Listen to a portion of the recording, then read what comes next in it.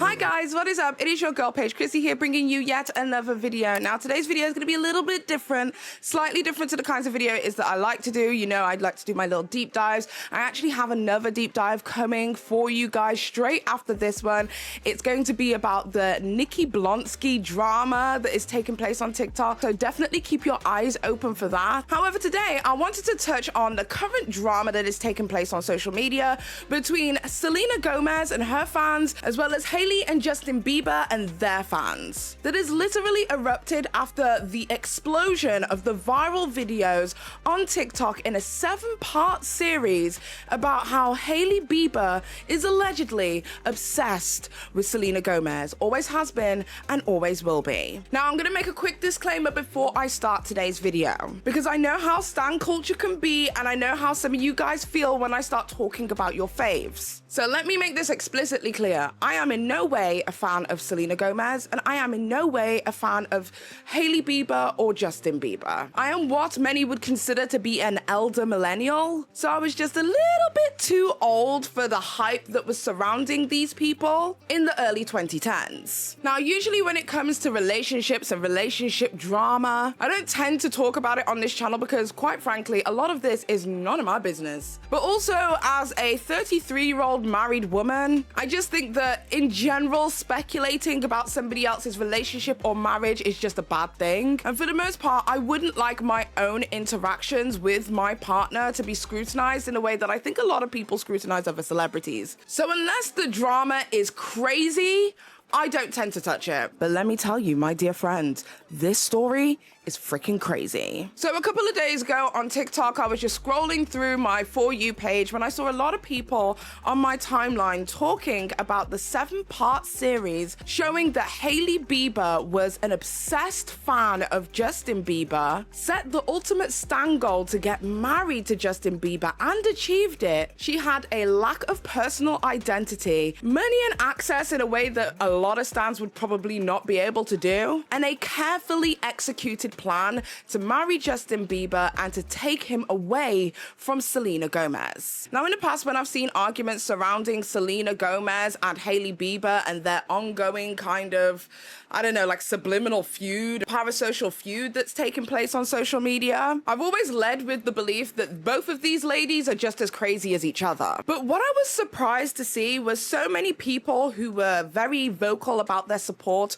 of Hailey Bieber in this ongoing feud between the pair were suddenly very swiftly switching sides, believing that Selena Gomez was merely a victim of the obsessive compulsive nature of Hailey Bieber. So I was searching the internet thinking, what is this 7-part series and where on earth can I find it? Because if this documentary series has the ability to change so many minds, maybe I, a person who was somewhere in the middle thinking both of these bitches is crazy, could potentially have my own opinion swayed in one direction or the other. So I watched the 7-part series in full, and I must say that as a person just sitting on the outside, it was extremely compelling. Like, this documentary definitely was able to show a lot of people that Hailey Bieber was out of her mind crazy. But myself, a person who wasn't really invested in this story in any capacity, learned these new revelations from this 7-part docu-series, or what many people on TikTok are now calling Talk-You-series. I kind of like that. But in essence, I heard about it, watched the 7-part series, and then went on with my day, taking in this new perspective that Hailey Bieber had a huge identity issue and was obsessively stalking the women who were within close proximity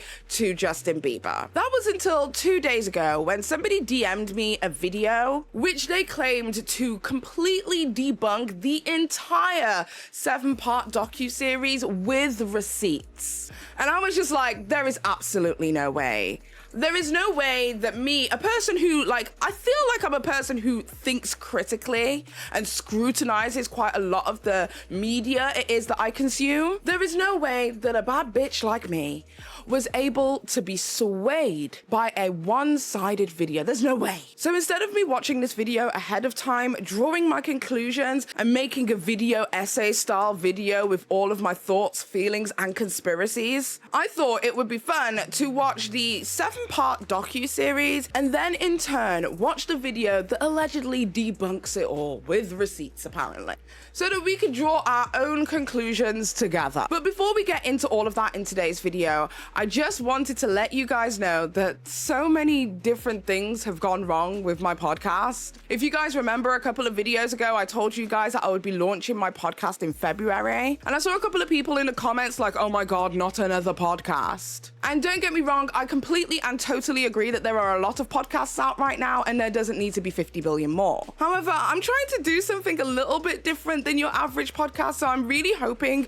that you guys will tune in when this podcast eventually launches, which will be on the 4th of April. So instead of working with a team in the way that I originally planned, like actual industry professionals who would be able to help me make this podcast come to life, I've had to financially invest quite a lot of my own money into my own studio. And I've spent the past month and a half not only decorating, but buying all of the equipment to give you guys the best quality show that I can possibly give you. So this podcast for me is a huge labor of love with a lot of financial investment on my part. So if you wanted to support me on this new venture, please check the link in the description box down below, which will be labeled Paige's Podcast or something. And make sure you hit subscribe with the notification bell setting on, so you guys will be notified on Friday when the first episode of the Paige Christie Show drops. However, in the meantime, here is a quick introduction video so you guys can see the kind of quality it is that I'm trying to bring to this podcast, and hopefully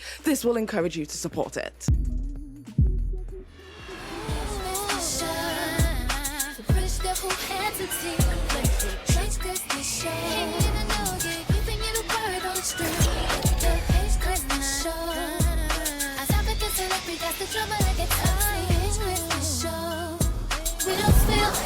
We drink it.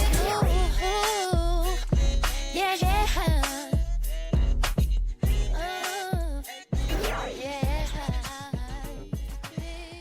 So definitely check out the Paige Christie Show. It will be launching on the 4th of April. Make sure you keep it locked and make sure you click the link in the description box down below. I also wanted to say, your girl, she's been a little bit more consistent over here, sweetheart. So I am now posting more exclusive content on my YouTube memberships as well as on my Patreon. So definitely go and check out my Patreon, which will be linked in the description box down below, as well as my YouTube members, where I will be posting more exclusive content. You guys can request for me to review certain videos, content, etc., and I will be happy to upload it on both of those platforms. I also have a Discord, so definitely go and check it out and join the family in some capacity. But another thing I wanted to tell you is today's video partner is NordVPN. NordVPN has been with the channel for a hot minute now, and I feel like at this point on the internet we should all know what a VPN is. It is a virtual private network. I use a VPN in order to stay safer online, as well as staying up to date with all of my favorite content when I am traveling. As you guys know, I am a huge fan of RuPaul's Drag Race, and sometimes when I'm traveling, I'm not able to access some of the episodes it is that I will have missed on my vacation. So I like to use NordVPN, change the location to the United Kingdom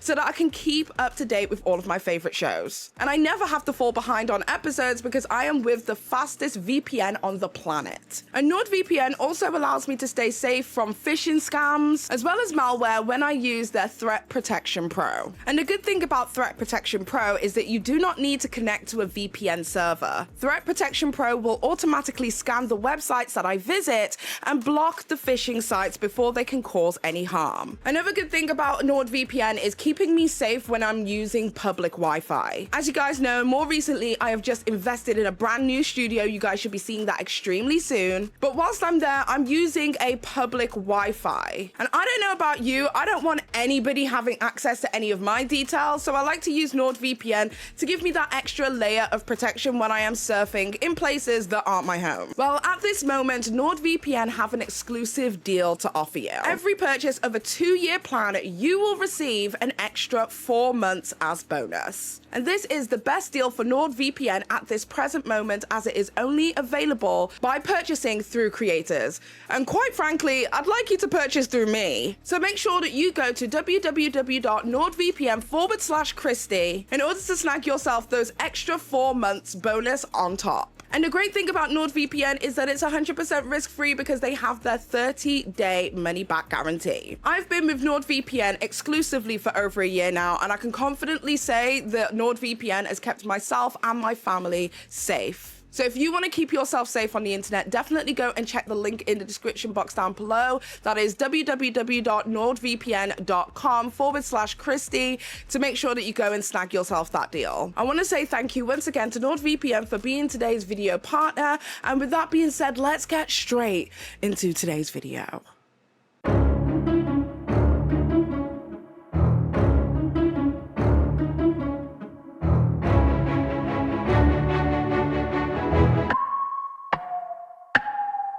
Okay, so a quick TLDR for those of you who don't know who any of these people are. I'm gonna keep it brief because I feel like the majority of us know who all of these players are, but I'm just gonna, cover all my bases. Selena Gomez is an actress and singer, and she was born in 1992, making her 32 years old. She was working as a child actress for quite some time. I think she made her debut on Barney, if I'm not mistaken, as well as like a bunch of other commercials and things like that, alongside other Disney stars such as Demi Lovato. Well, in a few years to come, both Demi Lovato as well as Selena Gomez would have their own shows on Disney Channel. Selena Gomez's show was called Wizards of Waverly Place, and I think it was one of the biggest shows that Disney had in that time period, propelling Selena Gomez to a huge amount of fame and a brand new audience. At one point in Selena Gomez's career, I don't know whether it still stands, she was like one of the most followed people on Instagram, topping the likes of Rihanna and Taylor Swift. So it must not be understated the sizable following it is that Selena Gomez has garnered throughout her entire career. Selena Gomez then went on to dabble in music. She had a band called Selena Gomez and the Scene. They did reasonably well before Selena Gomez went on to solo music ventures. And it was known that she would frequently write songs about her ex-boyfriend at the time, who is Justin Bieber. Now, Justin Bieber developed like a cult-like following. I remember when the Never Say Never tour and the Never Say Never like movie documentary was like such a huge deal, and people were like running in the streets just to even get a glimpse of Justin Bieber. The kind of pandemonium that a lot of teens were experiencing around Justin Bieber was honestly relative to the kind of pandemonium that was experienced in the 60s when the Beatles would come into town. So Justin Bieber garnered a strong female audience. Now, for a period of time, Selena Gomez and Justin Bieber dated. They had like an on-again, off-again relationship that lasted multiple years, and from what we know as like fans or viewers, if you will, it was extremely tumultuous. Despite the ups and downs of their relationships, a lot of their fans, their mutual fans, really did hold on to the idea that Selena Gomez and Justin Bieber would end up being together forever. Unfortunately, this wouldn't happen, as Justin Bieber would end up marrying Hailey Baldwin at the time in 2018, leading to Hailey Bieber having a lot of public scrutiny because of her relationship with Justin Bieber. Now, Hailey Bieber is the daughter of Stephen Baldwin, and she's born in '96, making her 28 years old. She is your typical Nepo baby, like, yeah, she's a model and she's done other things, yada, yada, yada, businesswoman, but her fame was primarily derivative of her father's success, meaning that Hailey didn't really have a strong fan base at all until she connected with Justin Bieber, and obviously now they have a shared fan base. Now, Hailey Bieber over the years has been accused on multiple occasions of copying Selena Gomez in a way that many fans believe to be somewhat obsessive. almost mirroring Selena's behavior and mannerisms and clothing and ventures in order to perfect the persona of the perfect girlfriend that Justin Bieber wants. Now, the arguments surrounding Hailey Bieber's alleged harassment and bullying of Selena Gomez, as well as copying her on various different occasions, has been argued on Twitter, honestly, since the dawn of Justin Bieber and Hailey Bieber's relationship. And I'd even go as far as to say it has been something that has somewhat plagued the relationship of Justin Bieber and Hailey Bieber for several years. So as I said previously, there is a 7-part docu-series that was on TikTok detailing Hailey Bieber's years-long obsession with Selena Gomez and how she may have allegedly moved on to a new victim. Now, whilst these videos went viral on TikTok more recently, these videos were done over a long period of time by an internet commentator called Internet Oddities. So we're going to take a look at some of their original videos on YouTube and try and come to an understanding of how the internet turned so swiftly against Hailey Bieber.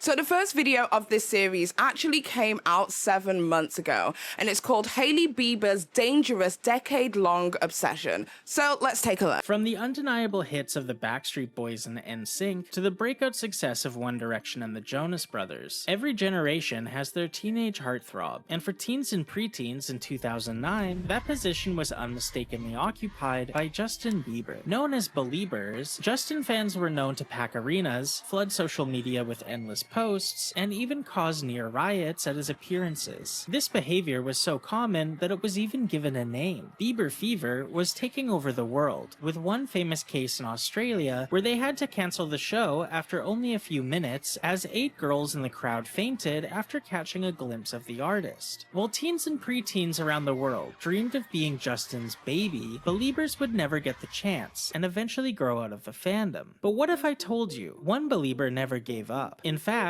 she was there the whole time, lurking in the shadows, using her famous friends and dad's Hollywood connections to turn her 13-year-old dream into reality. This is the story of how relentless ambition and a hidden agenda turned Hailey Baldwin into one less lonely girl. Okay, so what I will say is, before we even get into the depths of these videos, is that it's really important to be somewhat conscious of the musical scoring of certain videos, especially when it comes to these documentary series style videos, because it's what many people call the Shane Dawson effect, when you can make something seem a little bit more creepy or more insidious than it actually is just by playing creepy music in the background. Following the 2009 release of Justin Bieber's debut singles, One Time and One Less Lonely Girl, he was invited onto the Today Show to perform them. Unbeknownst to Justin, this appearance would completely change his life, as Hailey Baldwin's father, Stephen Baldwin, would take her backstage to meet 15-year-old Justin Bieber when she was just 13 years old. This is my daughter Hailey. Yeah. We've been enjoying your music. Like many 13-year-old girls at the time, Hailey likely had a crush on Justin, and her father Steven was using his connections to do something sweet for his daughter. However, this wouldn't be the only time Hailey was around Justin before he really knew who she was. For example, Hailey would also appear at Justin's Toyota concert series performance in Rockefeller Plaza, before following him to Los Angeles to attend the premiere of his movie, Never Say Never, where she can be seen watching him from the sidelines as he walks the purple carpet. Stephen Baldwin would actually pull some strings that allowed Hailey to meet Justin again, and this would give us their first photo together. 4 months later, Hailey would even be photographed posing with a photo of Justin Bieber on the cover of M magazine while attending the premiere of the 2011 movie Monte Carlo.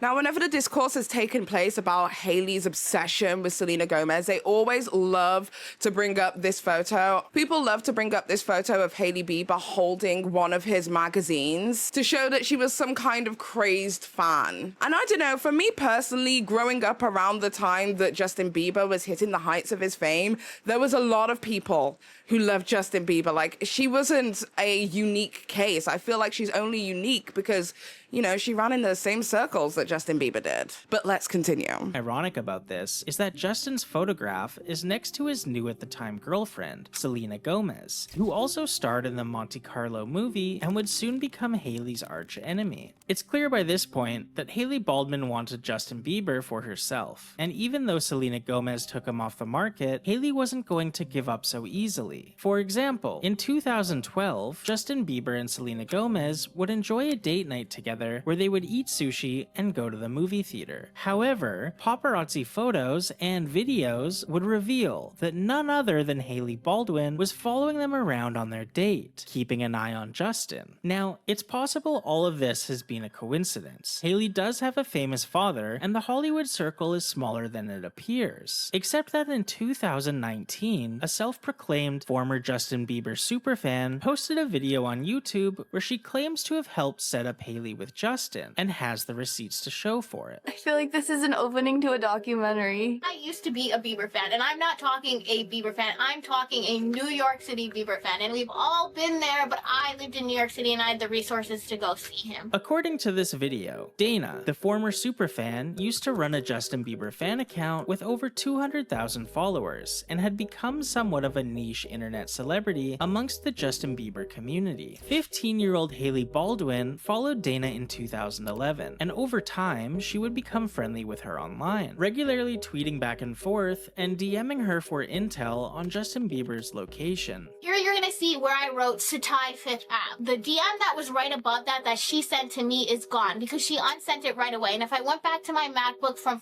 2013, maybe I could find that, because above that, and you're gonna have to take my word for this one because I don't have it, but she said, "What hotel is Justin staying at? Kylie and I want to know." According to Dana, when she would give Hailey information on what hotel Justin Bieber was Okay, this is a quick one. That receipt that this Dana girl posted it seems as if it's from Twitter, right?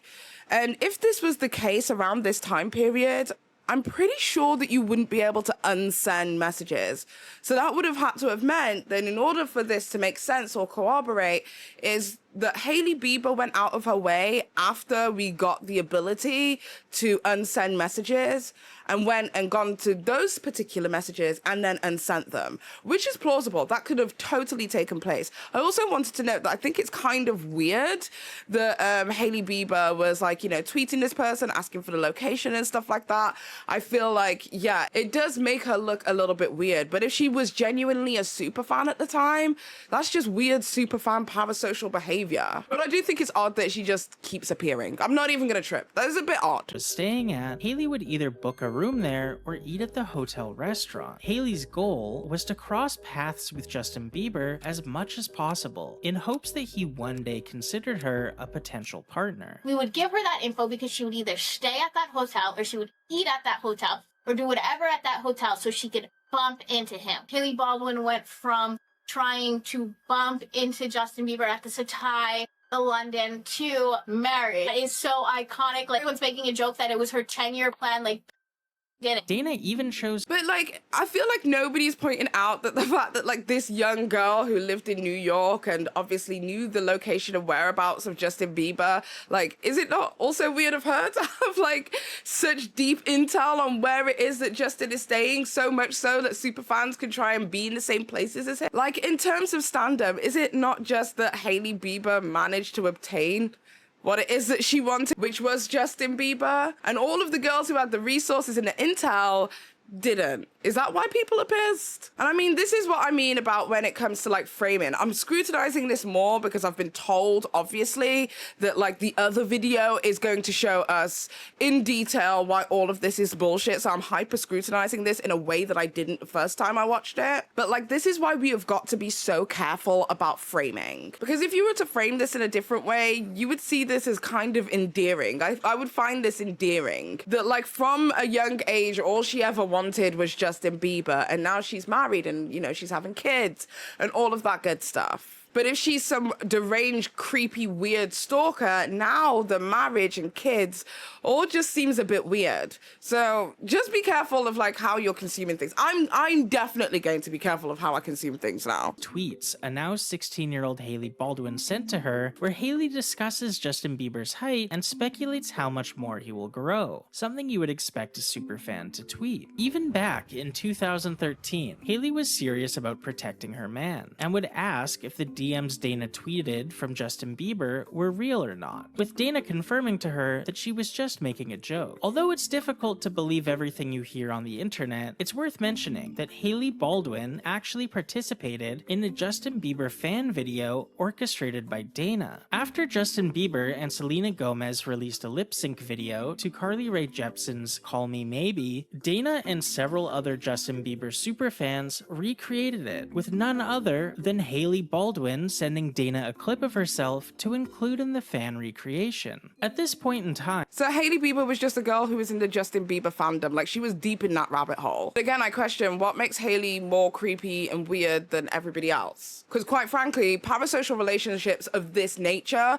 with celebrities and people that you don't know is weird. Like, we all know I love myself some Cardi B, but I don't know that woman. Justin Bieber and Selena Gomez had broken up and gotten back together multiple times, but 2014 would mark the beginning of their longest break yet. And luckily for Hailey, she had become close with Kylie and Kendall Jenner. This is important because Justin was also friends with the Jenner sisters, and because they now shared mutual friends, Hailey's access to Justin had never been easier. She would no longer have to rely on Belieber fan accounts to give her intel on his location. Now she could simply ask her friends. This newfound connection with the Jenner sisters proved valuable, and things were looking up for Hailey after she was spotted getting dinner with Justin, going to a movie, and then going back to his house, where she wouldn't be seen leaving until the following morning. However, with Justin's heart healing from the recent breakup with Selena and New Year's Eve quickly approaching, Hailey had her eyes on the prize and didn't want to risk Selena ruining that for her. It's a little loose, but fans speculate that Selena Gomez's last-minute New Year's Eve trip to Dubai with Kendall Jenner and Gigi Hadid was actually a setup to put Hailey and Justin together. With Selena out of the country, the chances of Justin and Selena rekindling their relationship at midnight were now zero. Unfortunately for Hailey, Justin— Girl, that is pure speculation. That's pure speculation. He goes, it's a little loose. No, that's just speculation. Like, oh my God, I can't believe I was so swayed by this video. Like, how did you draw that conclusion? Maybe Selena just wanted to hang out with friends at New Year's instead of that guy who she's been in an on-again, off-again relationship with. I feel like the narrator of this video is like telling us Hailey's character instead of letting the receipts speak for themselves and allow that to show her character. I feel like we're being led. And I don't like being led. God. Would make it clear that he wasn't looking for a new partner, and instead was more focused on having fun. And just like old times, Hailey would defend her territory. After Halsey was photographed leaving a building with Justin, Hailey would post a video of herself to social media telling her driver to change the radio station after a Halsey song started playing. Can you change the station? Yeah. Please. Thank you. This is when Hailey really started to lose the plot and get progressively more and more bold with her actions. While Justin and Selena were still separated, Justin would do a series of interviews where he praises Selena and describes her as the love of his life, going on to say they were, quote, so in love, nothing else mattered. We were all about each other. Clearly feeling jealous about how Justin was speaking of his ex, Hailey began accidentally retweeting tweets that shipped Justin Bieber and herself, as well as tweets from people wishing that Hailey would fight Selena. This is when Hailey's behavior stops coming across as enthusiastic and starts coming off as obsessive, as over the next couple of years, she would seemingly try and mold herself to be more like Selena Gomez in hopes of receiving attention from Justin. For example, Hailey has a tendency to copy Selena's outfits and poses. Fans have dug up many examples of Hailey posting photos shortly after Selena where she's either wearing the same exact outfit or something very similar. The copying allegations even extend to the poses she makes in the photos as well as her facial expressions. Now, if you're shopping at the same stores or keeping up with the current fashion meta, the reality is your outfits are going to overlap with what other people are wearing. But all of these outfits were posted by Selena first, with Hailey sometimes posting her in the same exact outfit as soon as 24 hours later. So when all of this drama was taking place on Twitter and I saw people talking about Hailey copying Selena Gomez, this was predominantly what people were talking about. And this is why I was just kind of like, everybody's crazy, y'all are just weird. Because two women having very similar styles, who probably both have stylists and are getting dressed by other people, may very well end up wearing the same items. I mean, we have even had instances of people attending the red carpet in the exact same dress. I mean, if you go to any gossip website or blog, you will always see that section of who wore it better, because celebrities tend to wear the same clothes sometimes. That's like me buying an outfit from Shein and another girl buying an outfit from Shein and people are like, oh my God, she copied her. Like, retailers tend to make more than one of one item in order to maximize sales. Like, that's not a new concept. So all of this kind of stuff, I just feel like it's a reach. Like, yes, she wore it first, but it doesn't mean that it's copying. And also, is it possible that Justin Bieber has a type? So there are obvious similarities between the girls because that is the type of person that Justin is into. I don't know, for me this is just such a non-argument. Accessories, the facial expressions, the outfits, they're all the same. But it doesn't just stop with clothes. On June 4th, 2015, Selena Gomez would be spotted with a new tattoo behind her ear. This tattoo is just the letter G and is supposedly a tribute to her baby sister Gracie. However, on June 16th, just 12 days later, Hailey Baldwin would be spotted sporting an almost identical G tattoo in the same exact location as Selena's. Hailey... Okay, so this is the part that I started thinking, oh my God, that's kind of crazy. Why would you do that?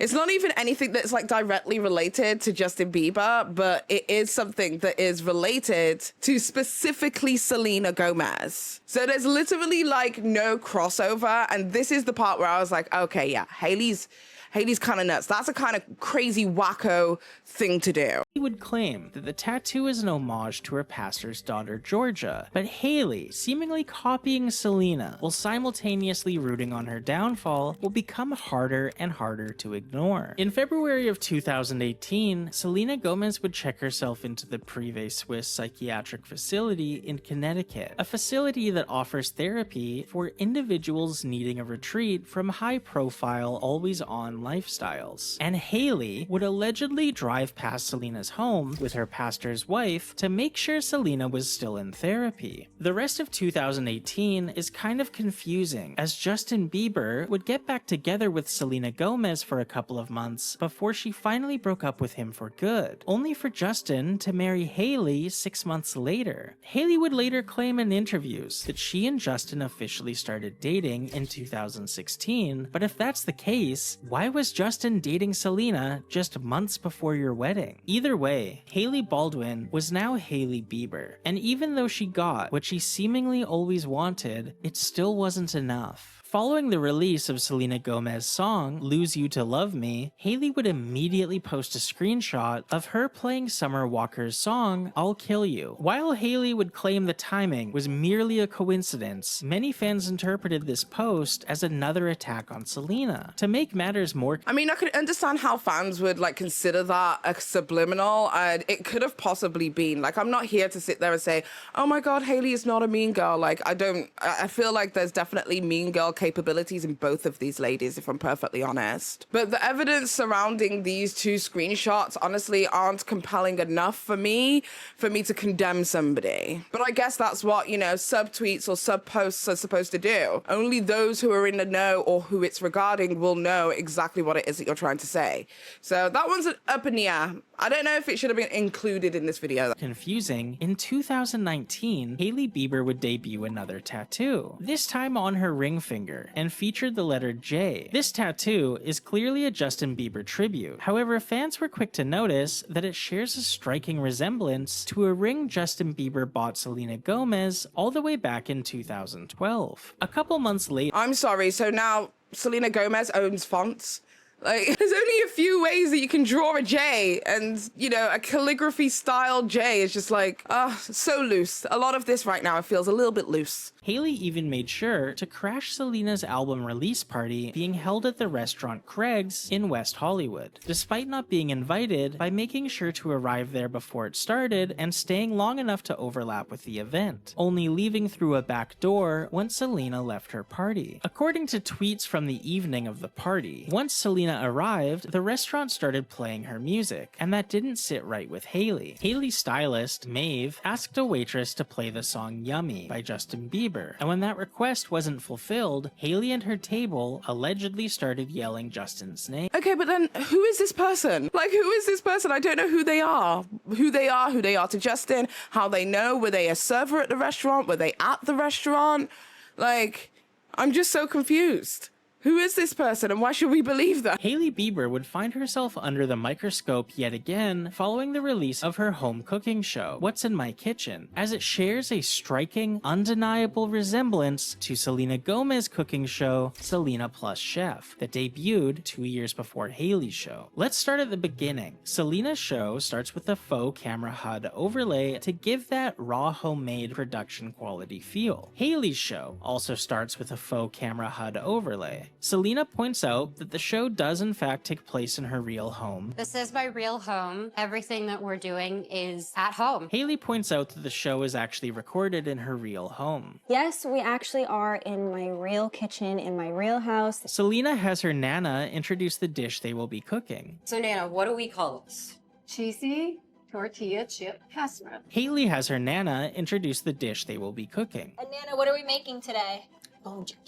Selena Plus Chef would go on to have 4 11-episode seasons on HBO Max, as well as a spin-off that's still currently airing titled Selena Plus Restaurant, while Hailey Bieber's What's in My Kitchen would release 5 episodes before being abandoned completely. After fans caught on to Hailey practically copying Selena word for word, things... Yeah, this is a little loose again. Oh my god, I should really, like, scrutinize the stuff I'm watching. This is, like, extremely loose again. Like, why can't she have her own show? I don't understand. And like the whole like, oh, she has a faux camera. Yeah, that's like a literal preset on Final Cut Pro. Like, I could literally add one onto the screen right now for you to see. It's not a difficult thing to do. It is a built-in preset that most editing softwares have. So I'm not quite understanding that, like, she's not allowed to have that preset when it's been a preset that everybody's used since the dawn of time. I use it frequently on my own channel. It's giving very much like when Illuminati was accusing Legal Eagle's editing team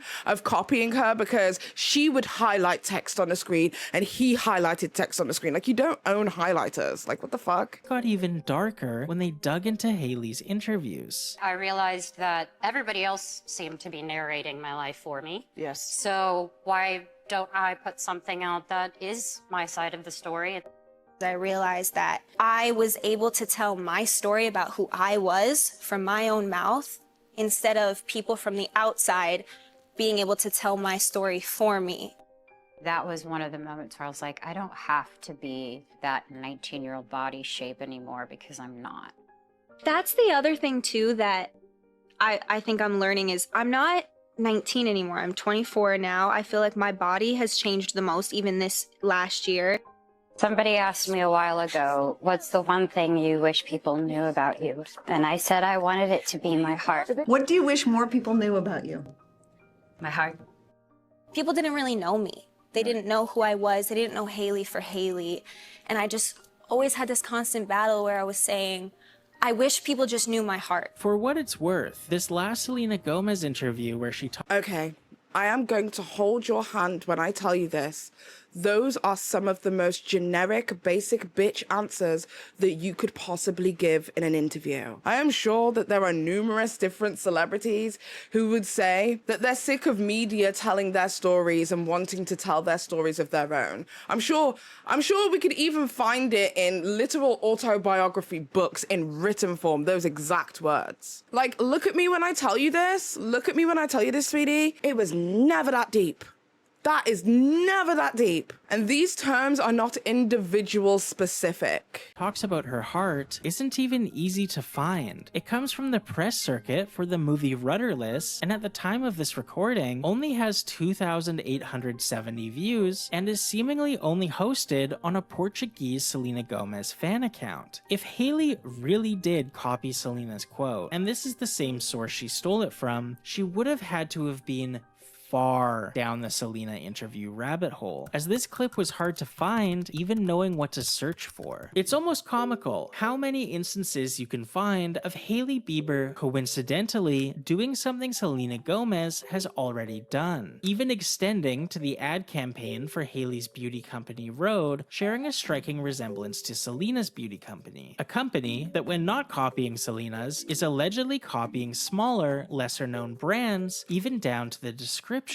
Hailey's greatest life achievement will be marrying Justin Bieber. And just for a bit, let's give her some credit. Like most girls during the Bieber fever era, she wanted nothing more than to be with Justin. And through her relentless ambition, world-class hating, and a meticulously orchestrated plan, Hailey spent 9 years building connections with people to put herself around Justin as much as possible. From befriending the Jenner sisters and working with fan accounts to feed her intel on Justin's every move, to booking countless hotel rooms just to bump into him in the elevator, and then traveling to the next hotel to pretend to coincidentally be dining there that evening. Hailey set her eyes on the prize, put in the work, and found herself across the altar from Justin Bieber. I don't even know what to call it because it's so beyond iconic that there needs to be a new word invented for what Hailey Baldwin has done. Hailey Baldwin went from trying to bump into Justin Bieber at the Satai, the London, to marriage. It is so iconic. Like, everyone's making a joke that it was her 10-year plan. Like,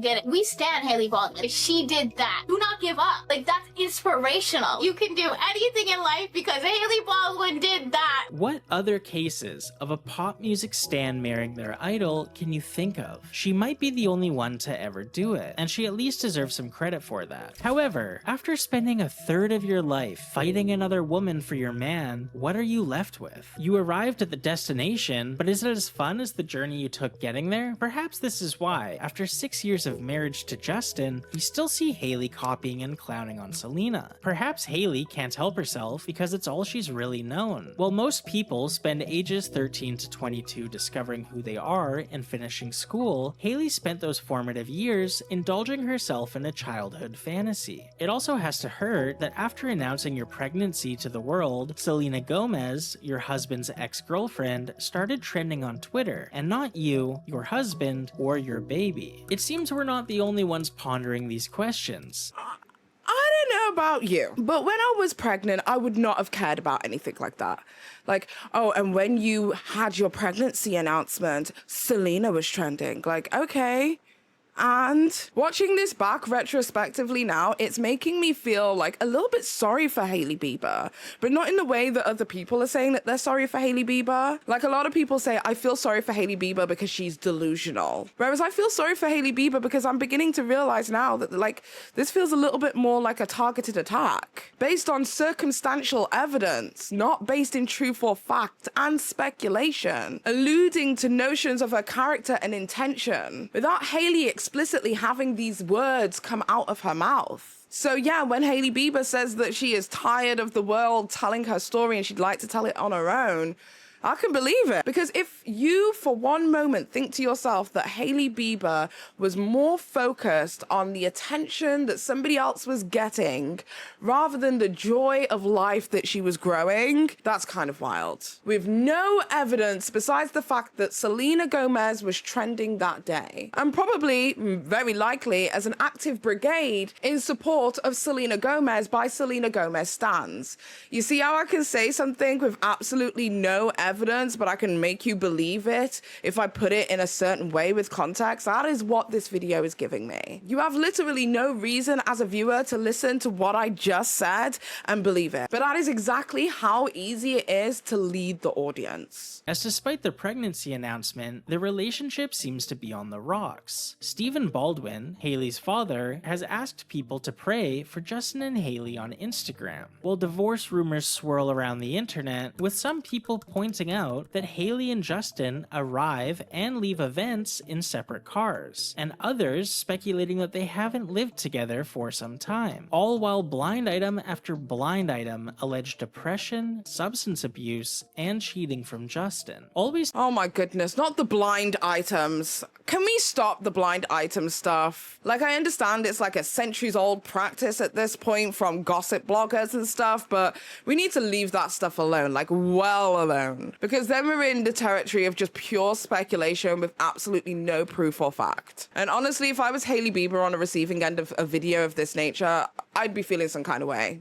I'm probably filing some kind of lawsuit, which I hear through the grapevine might be happening, but anyway. Take blind items with a grain of salt, but something often alleged is that Justin and Selena's 4-month stint in 2018, just months before Justin's marriage to Hailey, came as the result of an unexpected pregnancy with Selena, followed by a miscarriage. This could potentially give some added context to why Selena checked herself into a wellness retreat, and why Justin flipped from Hailey to Selena to marrying Hailey all in less than a year. Regardless, one thing is for certain: if Selena goes left, Hailey goes left. If Selena goes right, Hailey goes right. But could Hailey, for the first time in almost a decade, have a new blueprint? Okay, so that's part 1 of this docu-series that was split up into 7 sections on TikTok. And this video was posted 7 months ago. So let's get into part 2, where Selena Carpenter apparently is now involved. From a video posted 3 months ago titled Hailey Bieber's New Obsession,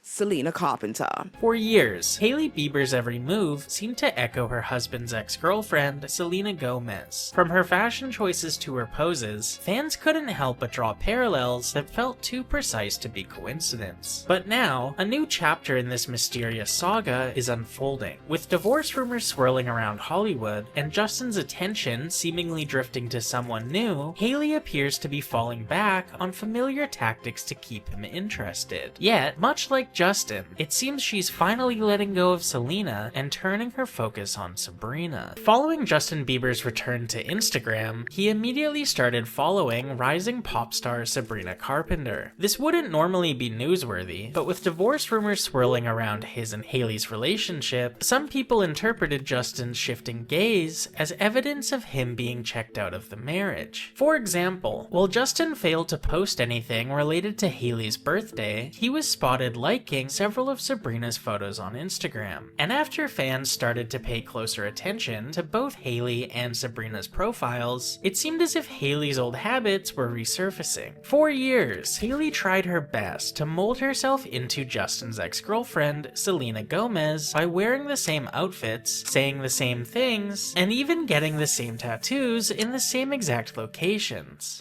And that's the one that is weird to me.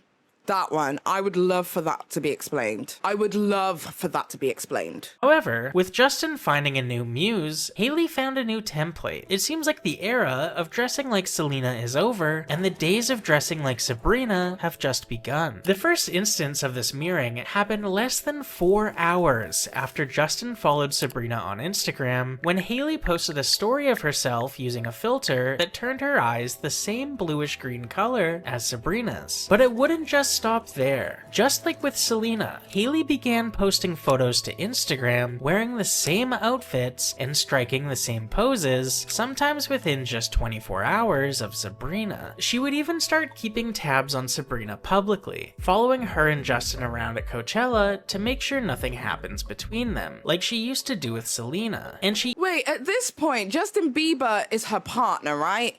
So if this is the case, then isn't it just that she attended an event with Justin Bieber, not that she was watching Sabrina Carpenter? And again, I must hold your hand when I tell you this. Selena Carpenter and Hailey Bieber's poses are the most basic bitch white girl poses it is that you could possibly do. Like, I don't understand how generic things are being compiled into like this, you know, character assassination almost.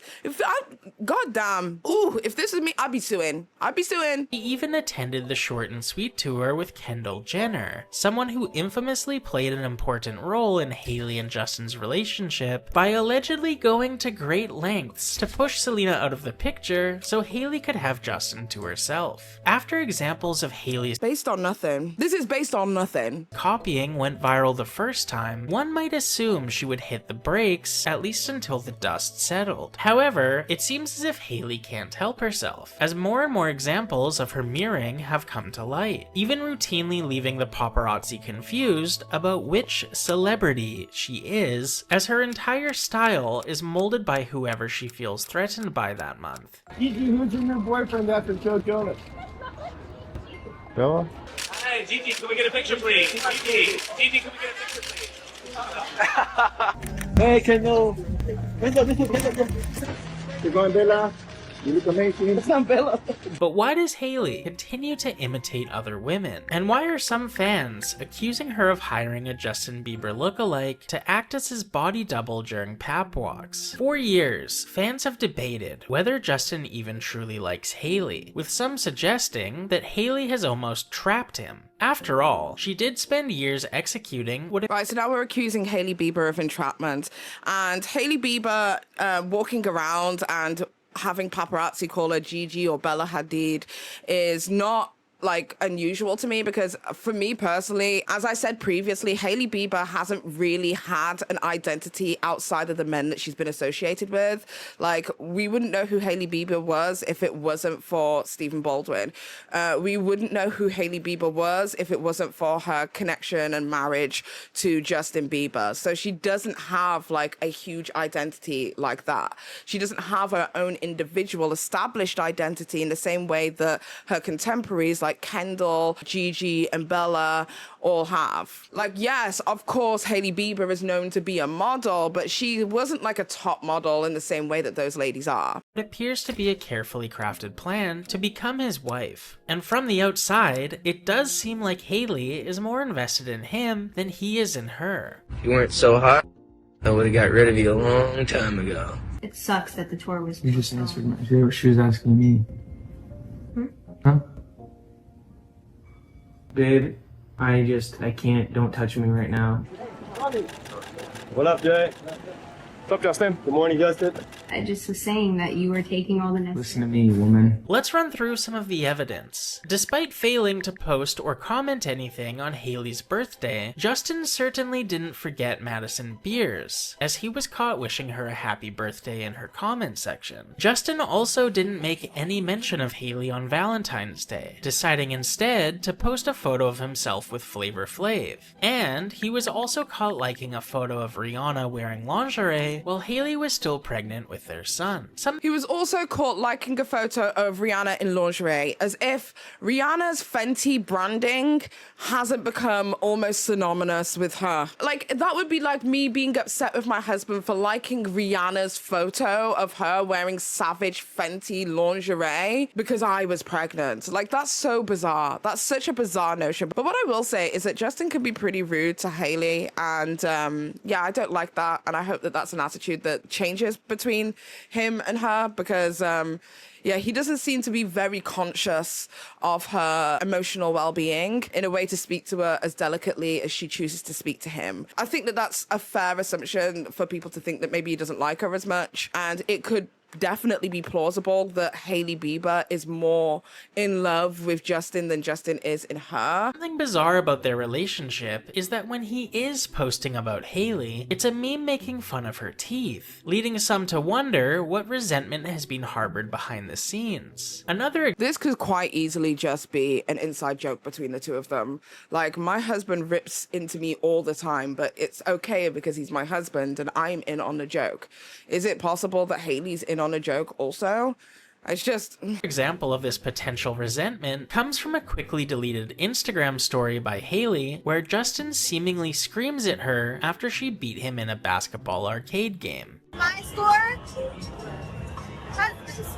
Baby, I wasn't trying! However, maybe the most telling moment of their relationship is a viral clip. I don't know. I feel as if that could have just been a jovial thing, because even in the caption, it says, I won, accept it. So I feel like they were like playing with each other. Like that wouldn't instantaneously make me believe that like Justin has some kind of aggression towards her. But again, I do think that he doesn't speak to her in the same delicate manner that she chooses to speak to him, and I feel like that's a fair assessment to make. Clip of Justin running away from Hailey before jumping on a skateboard, leaving Hailey chasing and falling after him.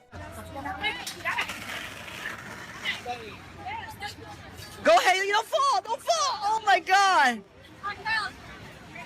This is where we go off the deep end and take everything with a grain of salt, but due to the speculated trouble in their marriage and Justin's aversion to cameras, some fans allege that Hailey has started hiring a Justin Bieber lookalike so she can be photographed by paparazzi with Justin. The theory first started to spread after Hailey made the cover of W magazine and took part in a lengthy interview focusing on her pregnancy. Accompanying this interview was a maternity photo shoot that Justin is mysteriously absent from. However, there is a man alongside Hailey in these photos who looks a lot like Justin, just without. As a person who's had 2 babies and has had a maternity photo shoot, my husband is not included in not one of any of the photos. That is normal. Cardi B's photo shoot of her pregnancy did not include her partner. Beyonce's photo shoot of when she was pregnant with Rumi and Sir didn't include her partner. There are numerous different ways to take maternity photo shoots, and you can have the inclusion of your partner,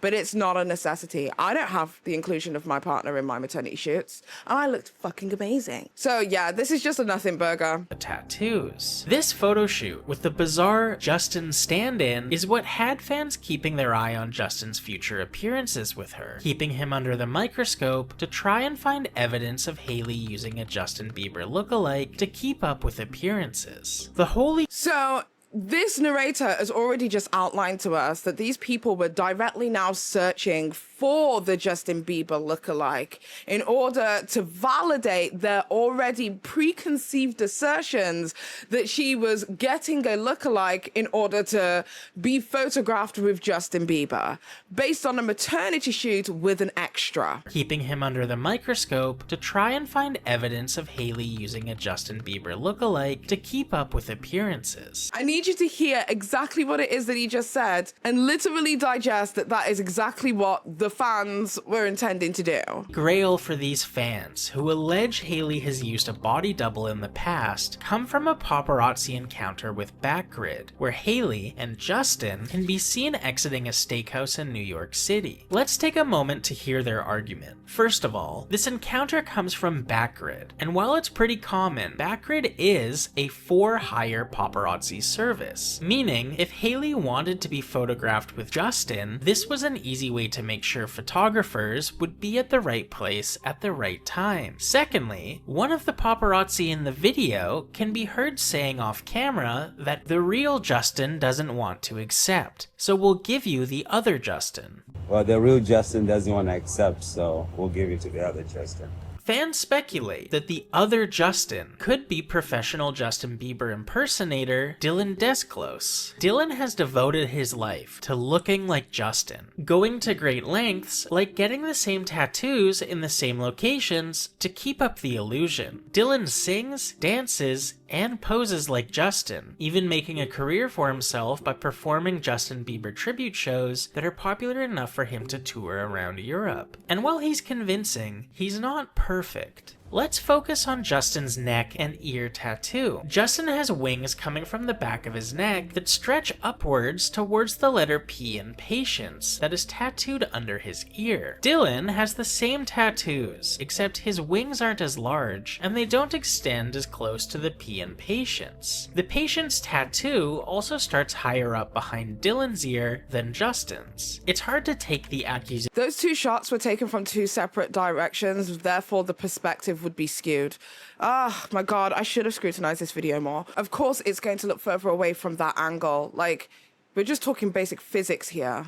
Seriously, since the video quality is so low. But the wing tattoo on the back of Justin's neck does appear to be smaller than what we've seen in photo shoots. It's hard to take the analysis seriously because the original outline of that tattoo is extremely faint. So in a low quality resolution, it may not appear like...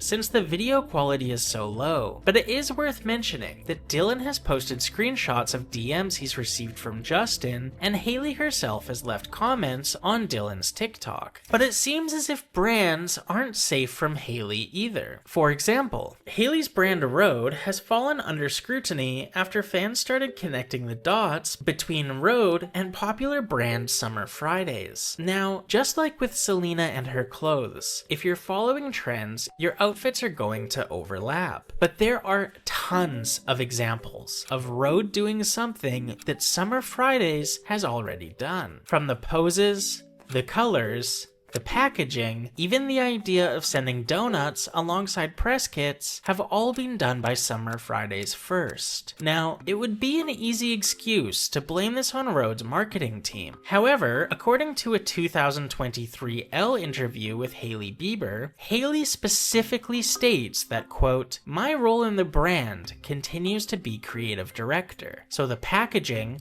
the aesthetic, and all the branding are the things that I stay focused on." Okay, so this now is the most compelling piece of evidence it is that this is brought up so far, for me at least. If she is in control of like the creative direction of everything that is taking place with her brand, this was a tremendously bad misstep for her, especially in terms of brand recognition and brand identity. I think it's possible that she may have fashioned her brand after Summer Fridays, and if that is the case, that is extremely disappointing. But this is the most compelling piece of information. This I can condemn her for. Like, go and get your own inspiration, girl. While on the topic of Rhode, it's worth mentioning that the Better Business Bureau recently threw their hat into the ring and gave the company a rating. The Better Business Bureau, or BBB, uses a point system to score businesses based on a number of things, from trademark infringement to customer satisfaction. The points are then tallied and a letter grade is given to the business. According to The Sun, Hailey Bieber's beauty company, Rhode, allegedly received an F rating from the Better Business Bureau, the lowest possible score, equivalent to 59.99 points or lower. The Sun alleges the low ranking is due to complaints from customers complaining that their Rhode lip gloss, Rhode's premier product, smell like mold. It stinks. Oh, I thought you could say it smells really nice. No, Zoe. It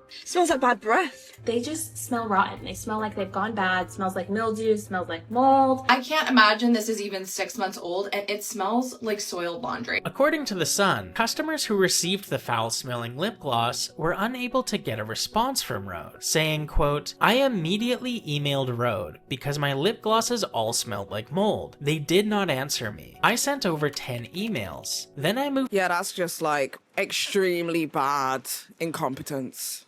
Over to Instagram, and they answered me twice, asking me to send pictures. And once I answered them, they did not answer back. It's been almost a month with no answers. I spent over $230. Complaints of faulty products, or not receiving products at all, are abundant when reading reviews of Rhode, with some reviews even saying that they were aware that so many people were having issues with their products, but decided to roll the dice anyway, only to be ghosted after contacting customer support. One person who wasn't ghosted by customer support was refused a refund, claiming they are unable to issue a refund or replacement of an order past 30 days from when the order is delivered. However, it took Rhode 2 months to reply to the complaint. Ironically, the knockoff version of the product has great reviews, even specifically mentioning that they smell great. As entertaining as speculation can be, the truth is often simpler than the theory. In this case, it's likely safer to assume that Hailey's tendency to mirror others stems from low self-esteem rather than something more calculated or malicious. From a very young age, Justin was thrust into the Hollywood machine, building a party boy reputation almost immediately. Since the release of his breakout hit Baby 14 years ago, we've heard countless stories of hookups,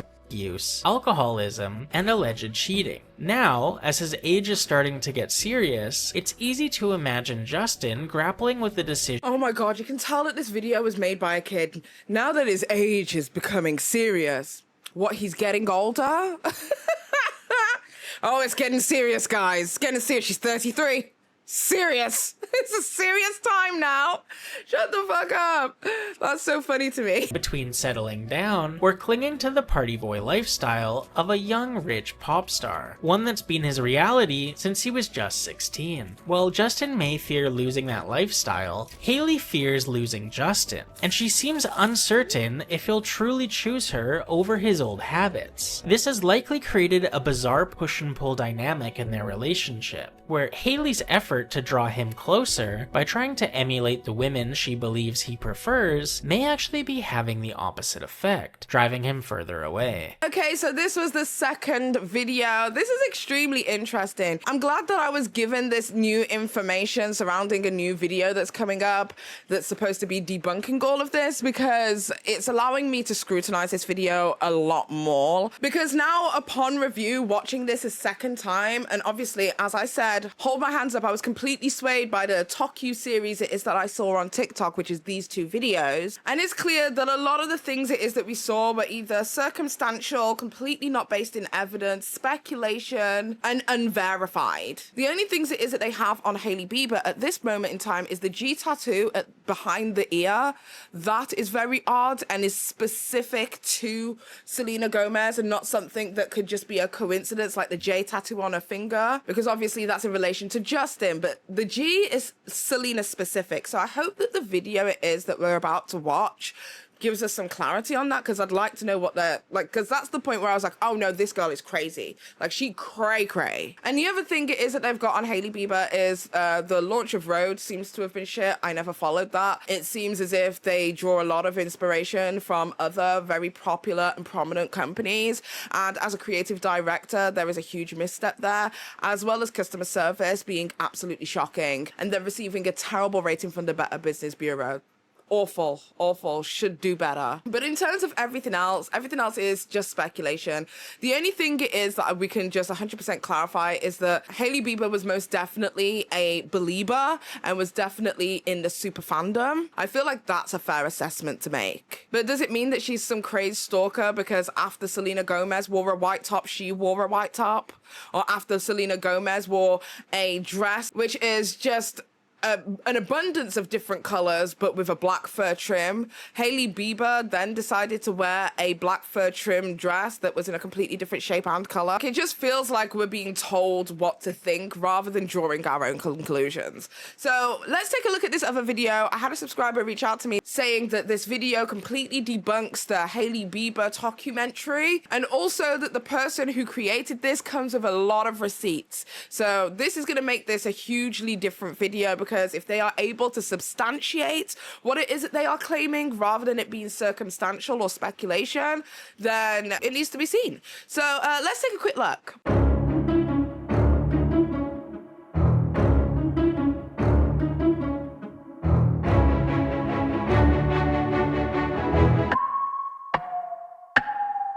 This is a narrative as old as time itself. Public attention is often drawn to the so-called other woman, while sympathy falls to the one who seemingly got away. But in this story, there are no innocent parties, and the one cast as the victim may not be as blameless as many believe. The truth is far more complex. Beneath the headlines and viral clips lies a reality that challenges the dominant narrative. A massive devoted fanbase has ensured this controversy resurfaces time and time again, fueling speculation and debate. Here is the full story, given to you by people who were there to witness the events in real time and know more than you think. This video will debunk every single fact in the documentary going around, claiming that Hailey Bieber had a decade-long obsession with Justin Bieber and Selena Gomez. This is also what's referred to as the 7-part documentary about Hailey stalking Selena to steal Justin, which went viral on TikTok. The only question I have for you is, are you ready to handle the truth? Bitch, I've been ready. She said every single point is going to be combated in this. I'm so ready. And can I just say, obviously, we've got one person on the Selena fandom, and then we've got another person who is on the Hailey Bieber side of this fandom.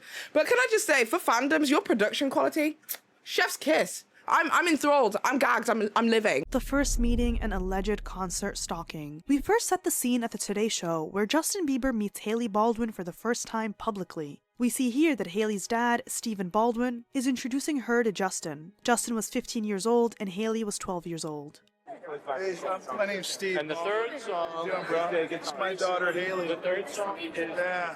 We've been enjoying. The interaction is meant to be edited in a way that is supposed to creep you out and make it look like Stephen and Hailey practically stalked Justin backstage, when in reality, it was Justin who remembered meeting Stephen previously and even explained to him in detail where they met and why they met, a crucial detail intentionally left out. The first song. Oh yeah? He met you when you first did that. That's awesome. I could have been, man. Absolutely. Hey, man, what's your name? A certain documentary makes it look like Hailey. So already within like the first, 2 minutes of the video, we are confronted with the fact that Justin Bieber actually approached Stephen Baldwin and was fangirling or fanboying, I guess, over him and their alleged meeting in Detroit. Before Stephen, seemingly to me, can't actually remember this encounter at all, and then swiftly moves on to speaking to somebody else. So yes, their first meeting wasn't something that was orchestrated by their dad, it was a chance meeting. And that Hailey followed Justin twice, once at the Today Show and another time at the Toyota concert. The photos are meant to manipulate the viewer, who can't tell the difference if it were one concert or two. What the commentator fails to mention is that the Toyota concert and the Today Show performance were actually the same event, part of the Today Show's Toyota concert series in 2009. Hailey did not go see Justin twice in 1 month. As you can see, Justin is wearing the same outfit for the concert. Justin even reacted to meeting Hailey in 2009 back in 2016, quoting this tweet and writing, "Haha, amazing." The narrative can— Wait, so those two clips were taken from the exact same event and it wasn't that she was stalking him, so it was a chance meeting. I keep getting my hair stuck in this. It was a chance meeting. We are 3 minutes in. I'm living. Continues with the suggestion that Hailey stalked Justin all the way to Los Angeles to attend the Never Say Never premiere. But let's pause and consider this. In what reality does anyone believe that a so-called stalker would be allowed access to a red carpet event? In fact, Hailey had attended multiple red carpet events long before and after the Never Say Never premiere, including the Camp Rock premiere, One Direction's movie premiere, and many more. It's not all that surprising then that she would show up to support Justin at his own event. These events are by invite only, especially in the early 2000s. What people don't know is that by this time, Hailey's family and Justin's family have already hung out a few times behind closed doors. Nobody knew about this, and if it wasn't for picture proof, most people wouldn't believe that they hung out between the Today Show meeting and the Never Say Never premiere. Here they are bowling, and as you can see, Justin's mother, POTTY MOUTHS, is there alongside Hailey's father and Hailey's sister, Hailey Baldwin. Now, one thing you have to realize is that people— oh my god, there's so many photos, there's so many receipts. Oh no. So after this like chance meeting, the family were just like hanging out, I guess? Oh god. Okay. This is including their whole family. This is including Hailey's sister and everything. Like, what are they gonna say? They hired Justin? I mean, I don't know. This is damning. Already. People used to clown Hailey after her marriage to Justin as the girl he married quickly, making it seem as if he didn't know Hailey for as long as he knew Selena. So when the Biebers released photos of them bowling together back in 2009, people turned to the stalker route because they didn't like the explanation that he had known her for much longer than we thought. We met when I was a child. We were both kids, and Justin was performing at the Today Show, and the way it actually went is that when my uncle was still shooting the TV show 30 Rock, every time there was like a performer at the Today Show, because they would film it at 30 Rock, they would ask whoever wanted, tickets to who was performing and what have you. So I think he asked my dad, there's this kid that people love that's performing, do any of your kids want to go? So we went, and his mom and my dad connected, and we kind of just... We went bowling. We invited them over for dinner, and we had lasagna. Yeah, my mom made lasagna, we went bowling, and we just kind of It was fire lasagna. Yes, good lasagna. Okay, so it seems as if it wasn't necessarily like a chance meeting because they were offered tickets to attend. She's making it out like she wasn't a believer prior to that moment, and I don't know how much of that I believe. Like, oh, there's this kid that everyone likes, would you like to go? Like, they probably said, you know, Justin Bieber's gonna be at 30 Rock. She's like, fuck, yes, I'm gonna be there immediately. I am in attendance. I think obviously it was not a chance meeting as I first speculated, but it was most definitely a situation where Justin Bieber was fangirling over Steve Baldwin. And if anything, she seemed extremely timid, which honestly leads me to believe that she was kind of somewhat starstruck, which is normal and a natural reaction for a child that young. We're scrutinizing literal children at this point. Kind of just like randomly kept in touch from then on. Like, I remember I'd randomly get like phone calls or texts from him, just like checking in. And as we got older, our paths started to cross more because... Just liked your vibe because you were always just so chill. Thanks. You know? And then we ended up starting to have like more mutual friends as we got older, so... How was that? In 2020, Justin appeared on The Ellen Show with Demi Lovato, where he joked that it was their families who encouraged them to spend time together due to their shared religious beliefs. This sheds new light on their connection, one rooted in mutual family influence rather than any idea of obsession or manipulation.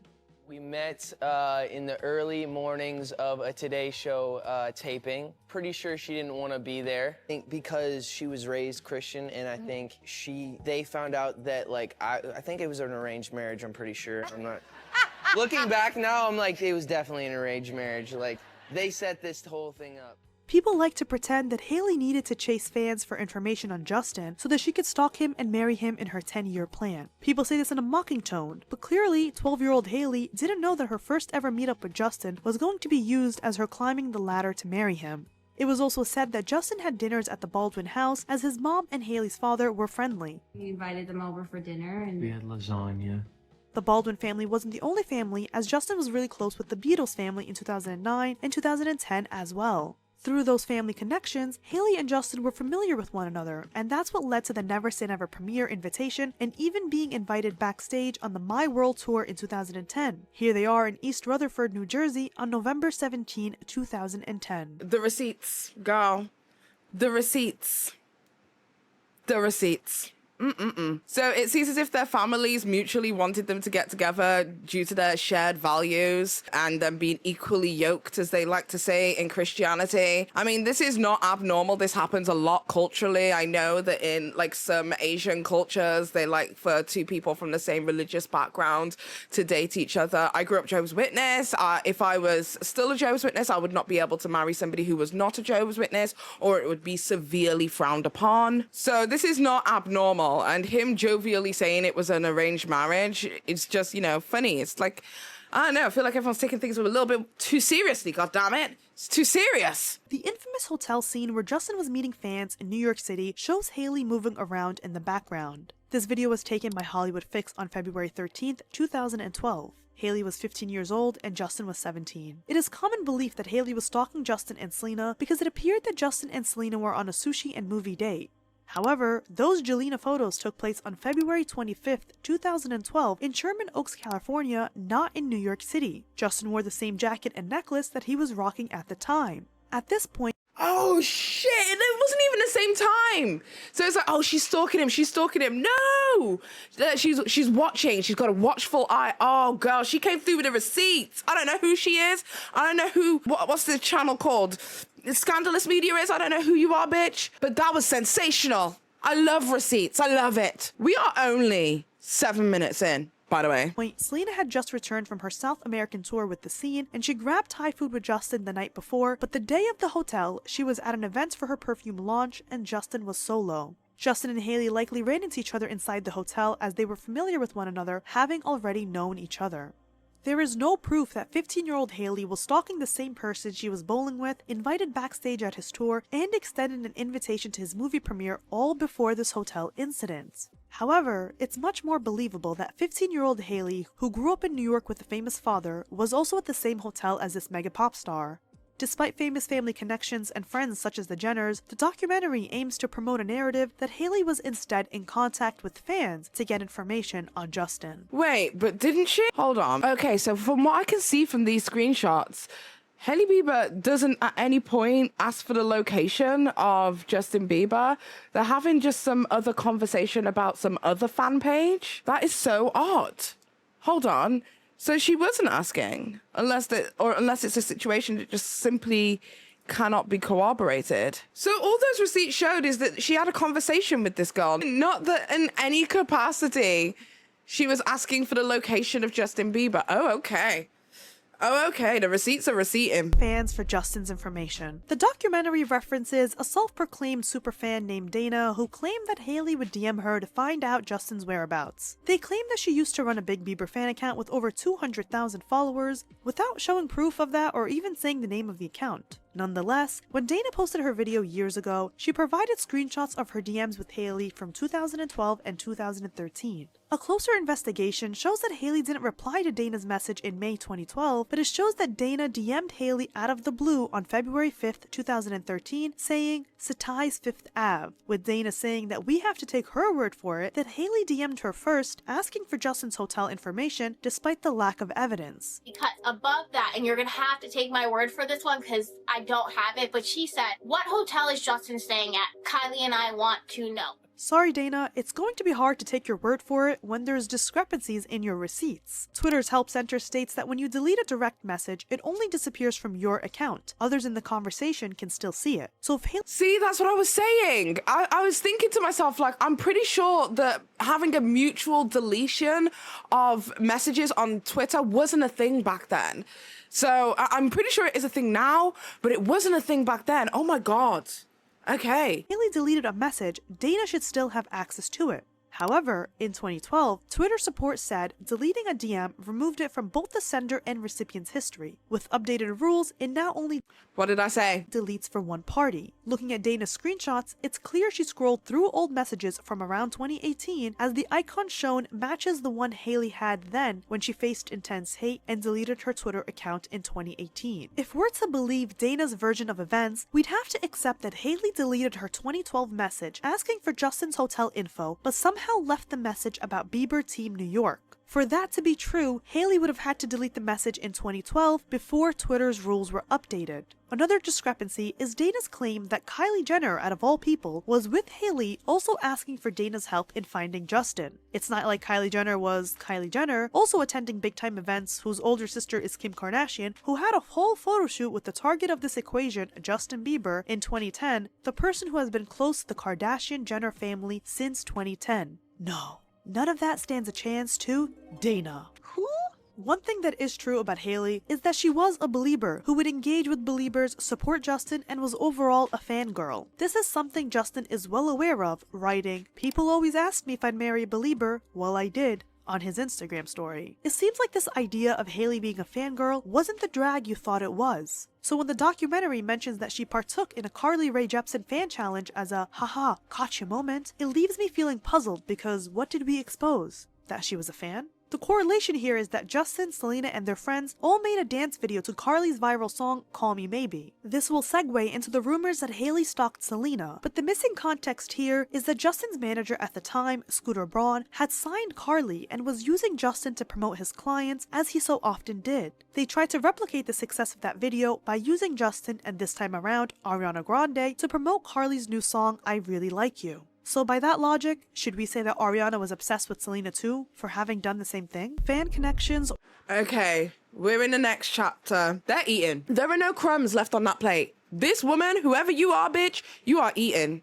Oh my goodness. Okay, 11 minutes in, let's keep going. Or famous connections. What many don't realize is that Hailey and the Jenners were part of each other's lives long before 2014. Kylie and Hailey knew each other first and were originally very close in early 2012. Their families had known each other way before then, but when Kylie and Hailey started hanging out, it was in 2012. Shortly afterwards, Kylie introduced Hailey to Kendall and the two became inseparable, hanging out all the time to the point where Kylie got upset, thinking Kendall stole her bestie. They eventually became a little trio with other members of rich kids, some from various famous families such as Jaden and Willow Smith, Pia Mia, Stas, Moises Arias, Sophia Richie, and more, calling themselves the Misfits. They've been close ever since 2012, but people try to pretend that Hailey was just sitting around waiting to strike against Justin and Selena, when in reality, she had a whole other life. Hailey was good friends with Cody Simpson and was even in his music video. As you can see here, Hailey is posing with Cody's album and his poster. It's all innocent fun, but if it were Justin's poster and album, these photos would have been used now with a different lens in a so-called documentary that doesn't even have one single timeline correct. This infamous photo of Hailey holding a magazine cover with Justin and Selena on the front page is missing crucial context. Hailey was invited to the Monte Carlo premiere with her family. The only reason she was holding up that magazine cover was because there was a photo of Cody Simpson on the front page talking about his new music video in which she starred in, and that's what she was asked about on the red carpet. We were so excited when we caught you in the music video for Cody Simpson's On My Mind. So we're wondering, how did that come about? Are you guys friends or? We were friends before the video. It was really like random. He kind of just like texted me. He's like, so like we're doing this new music video. If you like want to be in it, just like let me know. And I was like, okay. The documentary fails to mention this. Oh my god. Okay, yeah, this has never been discussed. And I said a little bit earlier that whenever I see people talk about her decades-long obsession with Selena Gomez, they always show this picture, but when you're provided context, yeah, it doesn't seem weird. She was a Nepo baby hanging out with other Nepo babies, like, of course. So yeah, there's nothing weird about this. They were all Nepo babies doing Nepo baby things, calling themselves the Misfits, as if they were the most sought-after individuals in the world. Resorting to only showing this cropped image. Back to Hailey having a whole other life, Hailey was also spending time with Austin Mahone and was dating Jessie Stevens, a Brazilian model, back in 2013. Nobody credits the fact that there were multiple men in Hailey's life before and around the time she was hanging out with Justin. As Justin was moving on from Selena, he was hanging out more and more with Hailey. By 2014, they would hang out organically with Kendall, Kylie, and their other friends. As Justin and Hailey are hanging out and forming a little group, Selena's fans are annoyed because everyone is liking Hailey and Justin together and are considering their group to be an it group. Keep in mind that Selena and Justin were broken up at this time, which brings me to the next point, the Dubai trip. By this point, it's clear that Justin and Hailey had developed a close relationship, even secretly dating for a few months. They kept things private, with only a few photos surfacing now and then, showing them spending a lot of time together. He even helped her move into her New York City apartment in 2014. But here are important dates to keep in mind. Selena was in Dubai in December 2014 when she was rumored to be dating Zed. Justin and Hailey spent New Year's together with a big group of friends in December 2014.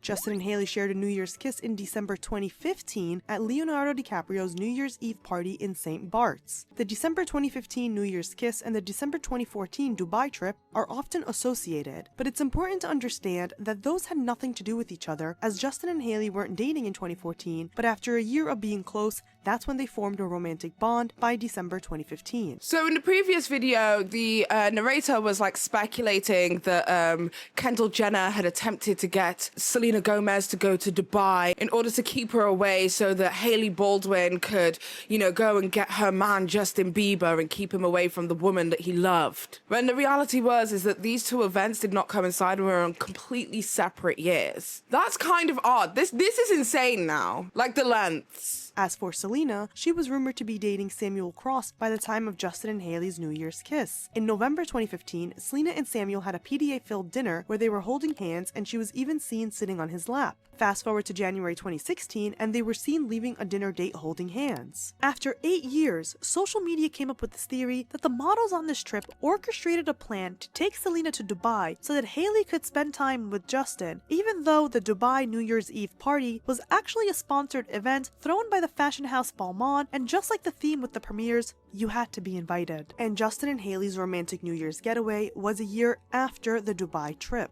Kendall and Gigi didn't orchestrate this whole trip to take Selena away from Justin, who whom she wasn't dating. I live for a good boyfriend t-shirt. Even if I don't have one, I just want this feeling. Selena was in Dubai with a bunch of models, her friends Shay Mitchell, Kendall, Gigi Hadid, Josephine Skyriver, Devon Windsor, and even Cody Simpson tagged along. A model who was on the trip reportedly sent a tip to Dumois, explaining that this was a sponsored trip by Balmain and had nothing to do with Justin, Selena, or Kendall taking Selena away for the sake of Hailey, when this story blew up again in 2020. Okay, so apparently Dubois, I think that's how you say it, is like a gossip page that do like blind items. So I will say take this with a pinch of salt because I don't trust any blind item.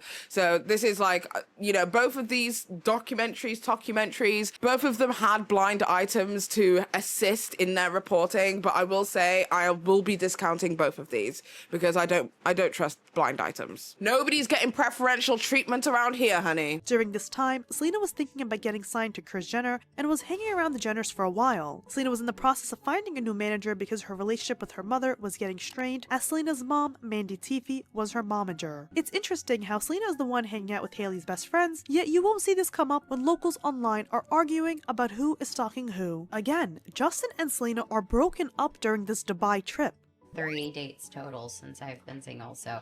2 months prior, in November 2014, Selena went on the AMA stage to sing The Heart Wants What It Wants, which was her breakup song to Justin. If she didn't want to go to Dubai, she didn't have to go. People like to use things like this to explain Justin and Hailey's relationship, as if Justin didn't tell GQ magazine in 2016 that he was thinking about marrying Hailey. When talking about Hailey, Justin said, "She's someone I really love. We spent a lot of time together." Then he goes on his trauma tangent, saying that he would love to get married but wants to be realistic about the risk it takes. He then says, "What if Hailey ends up being the girl I'm gonna marry, right? If I rush into anything, if I damage her, then it's always gonna be damage. It's really hard to fix wounds like that. It's so hard. I just don't want to hurt her." In that interview, Justin revealed that he had only experienced one bad breakup, and that was with Selena. I did.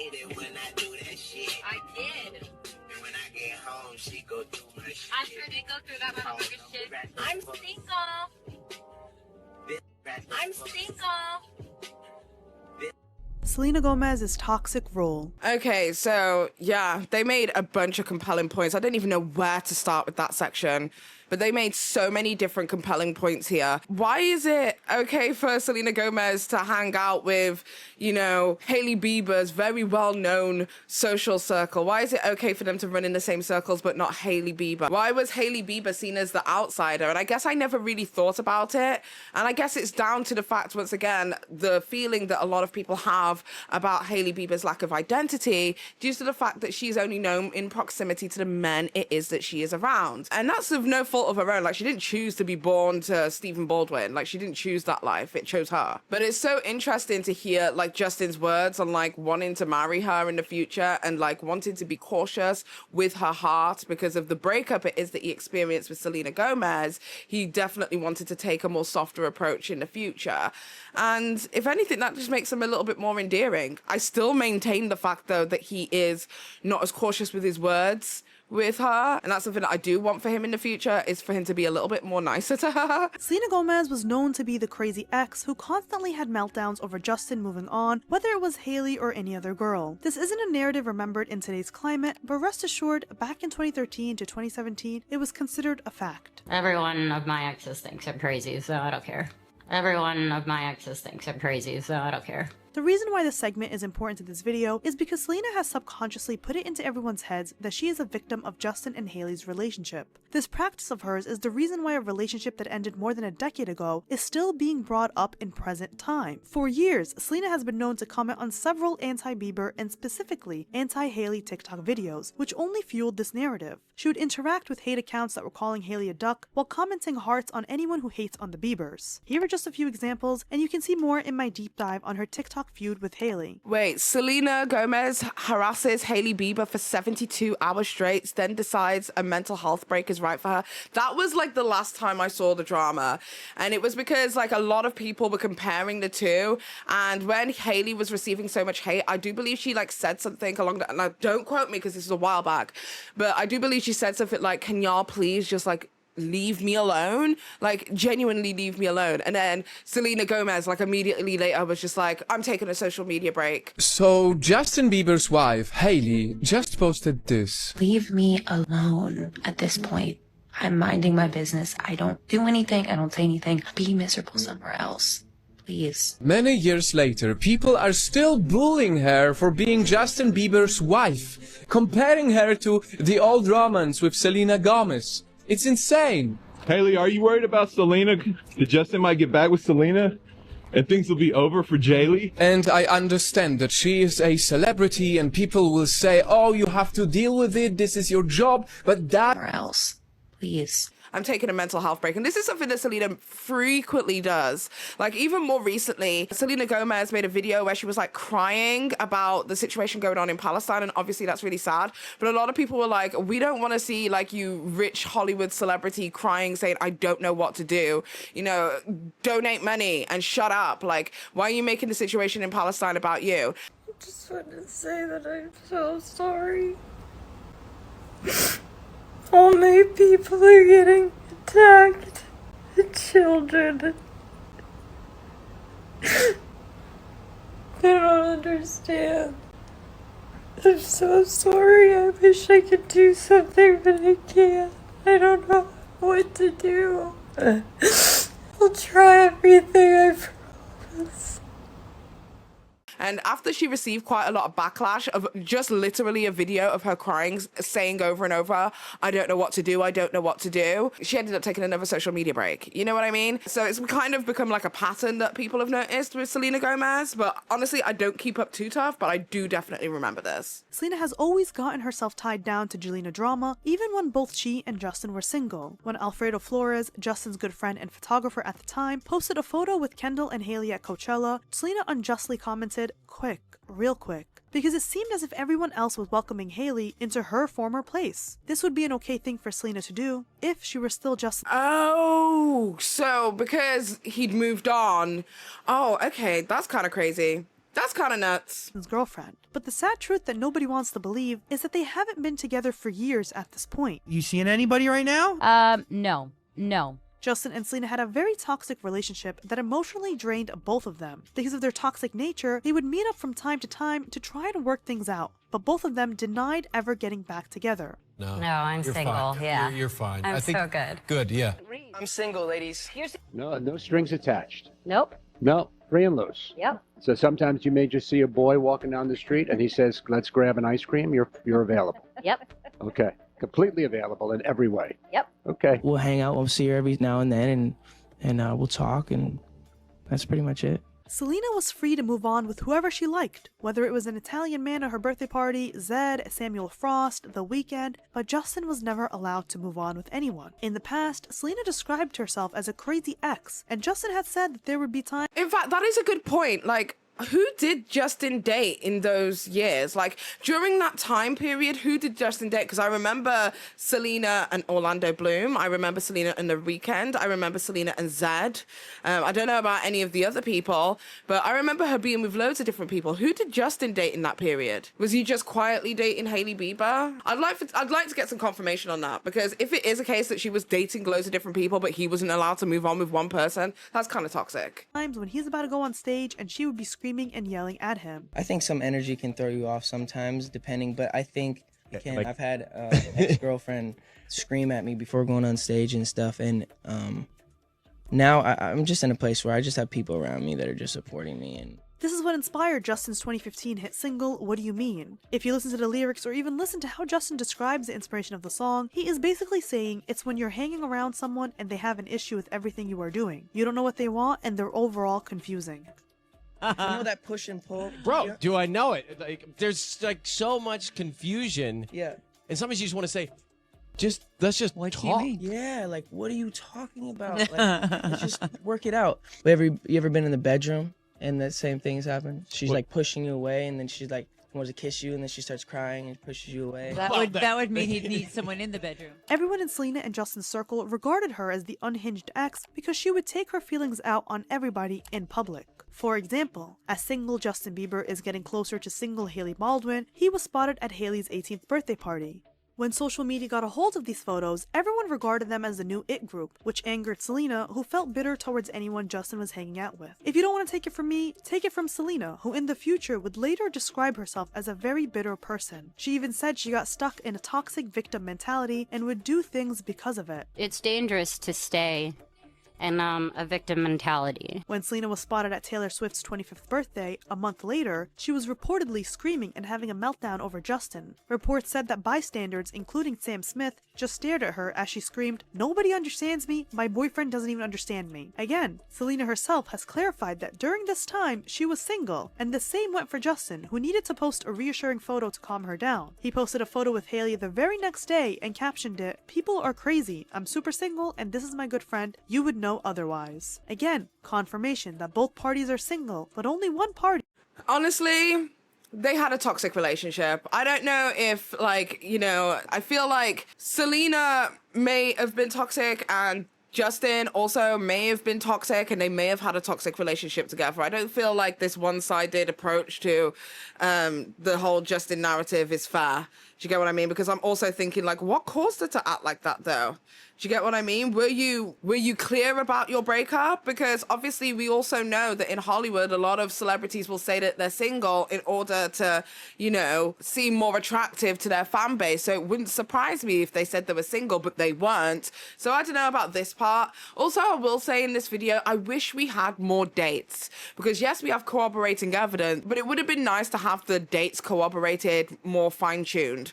That's what I will say. But again, I guess anyone could go out of their way and research this further should they so please. AKA Selena can do whatever she likes without getting harassed by the media or her ex. She's like pushing you away, and then she's like, she wants to kiss you, and then she starts crying and pushes you away. What people don't understand is that Selena had a history of harassing and stalking other girls that Justin was hanging out with. Justin always felt like he needed to reassure the crowd, especially Selena. She was seen liking comments that degraded any girl he was with and that praised her. Even when something didn't involve her, she got involved. Confirmation that both parties are single, but only one party, aka Selena, can do whatever she likes without getting harassed by the media or her ex. She's like pushing you away, and then she's like, she wants to kiss you, and then she starts crying and pushes you away. What people don't understand is that Selena had a history of harassing and stalking other girls that Justin was hanging out with. I thought he only liked the Latina category, shaking my head off. Hashtag no makeup. Hate when girls say that. Justin always felt like he... Cosmo, how do you think she felt watching you in that video with him? I'm sure there might be bitterness, but I was just doing my job. She posted a picture on Instagram that said, "I thought you only liked the Latina category, shaking my head, hashtag no makeup, hashtag hate when girls say that." It was clearly directed at him with me in the video, but like I said, I'm just doing my job. Who is this woman? A video girl? Ugh, yikes. This is not good. He needed to reassure the crowd, especially Selena. She was seen liking comments that degraded any girl he was with and that praised her. Even when something didn't involve her, she got involved. So in the picture of Justin with Hailey Bieber, he posted, "I'm gonna make my Instagram private. If you guys don't stop with this hate, it's getting out of hand. If you guys are really fans, you wouldn't be so mean to people that I like." Then Selena Gomez commented underneath it, and she said, "If you can't handle the hate, then stop posting pictures of your girlfriend, lol. It should be special between you two only. Don't be mad at your fans. They love you." Yeah, girl, you crazy. This is what I mean. They're both crazy. Both these girls are crazy. This is why everyone feels bad for Selena. They don't see her as the toxic ex who can't let him go. They see her as his girlfriend who got blindsided by Hailey. The truth is, Justin and Selena broke up in November 2012 and never got back together, no matter how many times they met up. It has never been a fair game for any other girl Justin tried getting with because Selena and her fans wouldn't leave them alone. It's over. I told my wife. Who is this? That's the only reason it's 2025 and we are still discussing Selena and the other woman. Even if it wasn't Hailey, it would have been someone else. If you guys want more information about Justin and Selena's toxic history, let me know and I'll make a separate video because there's a lot to discuss. Such as Selena saying she wants to have 15-year-old Justin's babies in February 2010 when he was secretly dating Jasmine V. What was your major? See, I like Emery, which is E-M-O-R-Y. Emery, insert my husband's last name. Yeah, Hailey Bieber. See, I like Emery, insert my husband's last name. Yeah, Hailey Bieber. Or their constant public fights during their romance.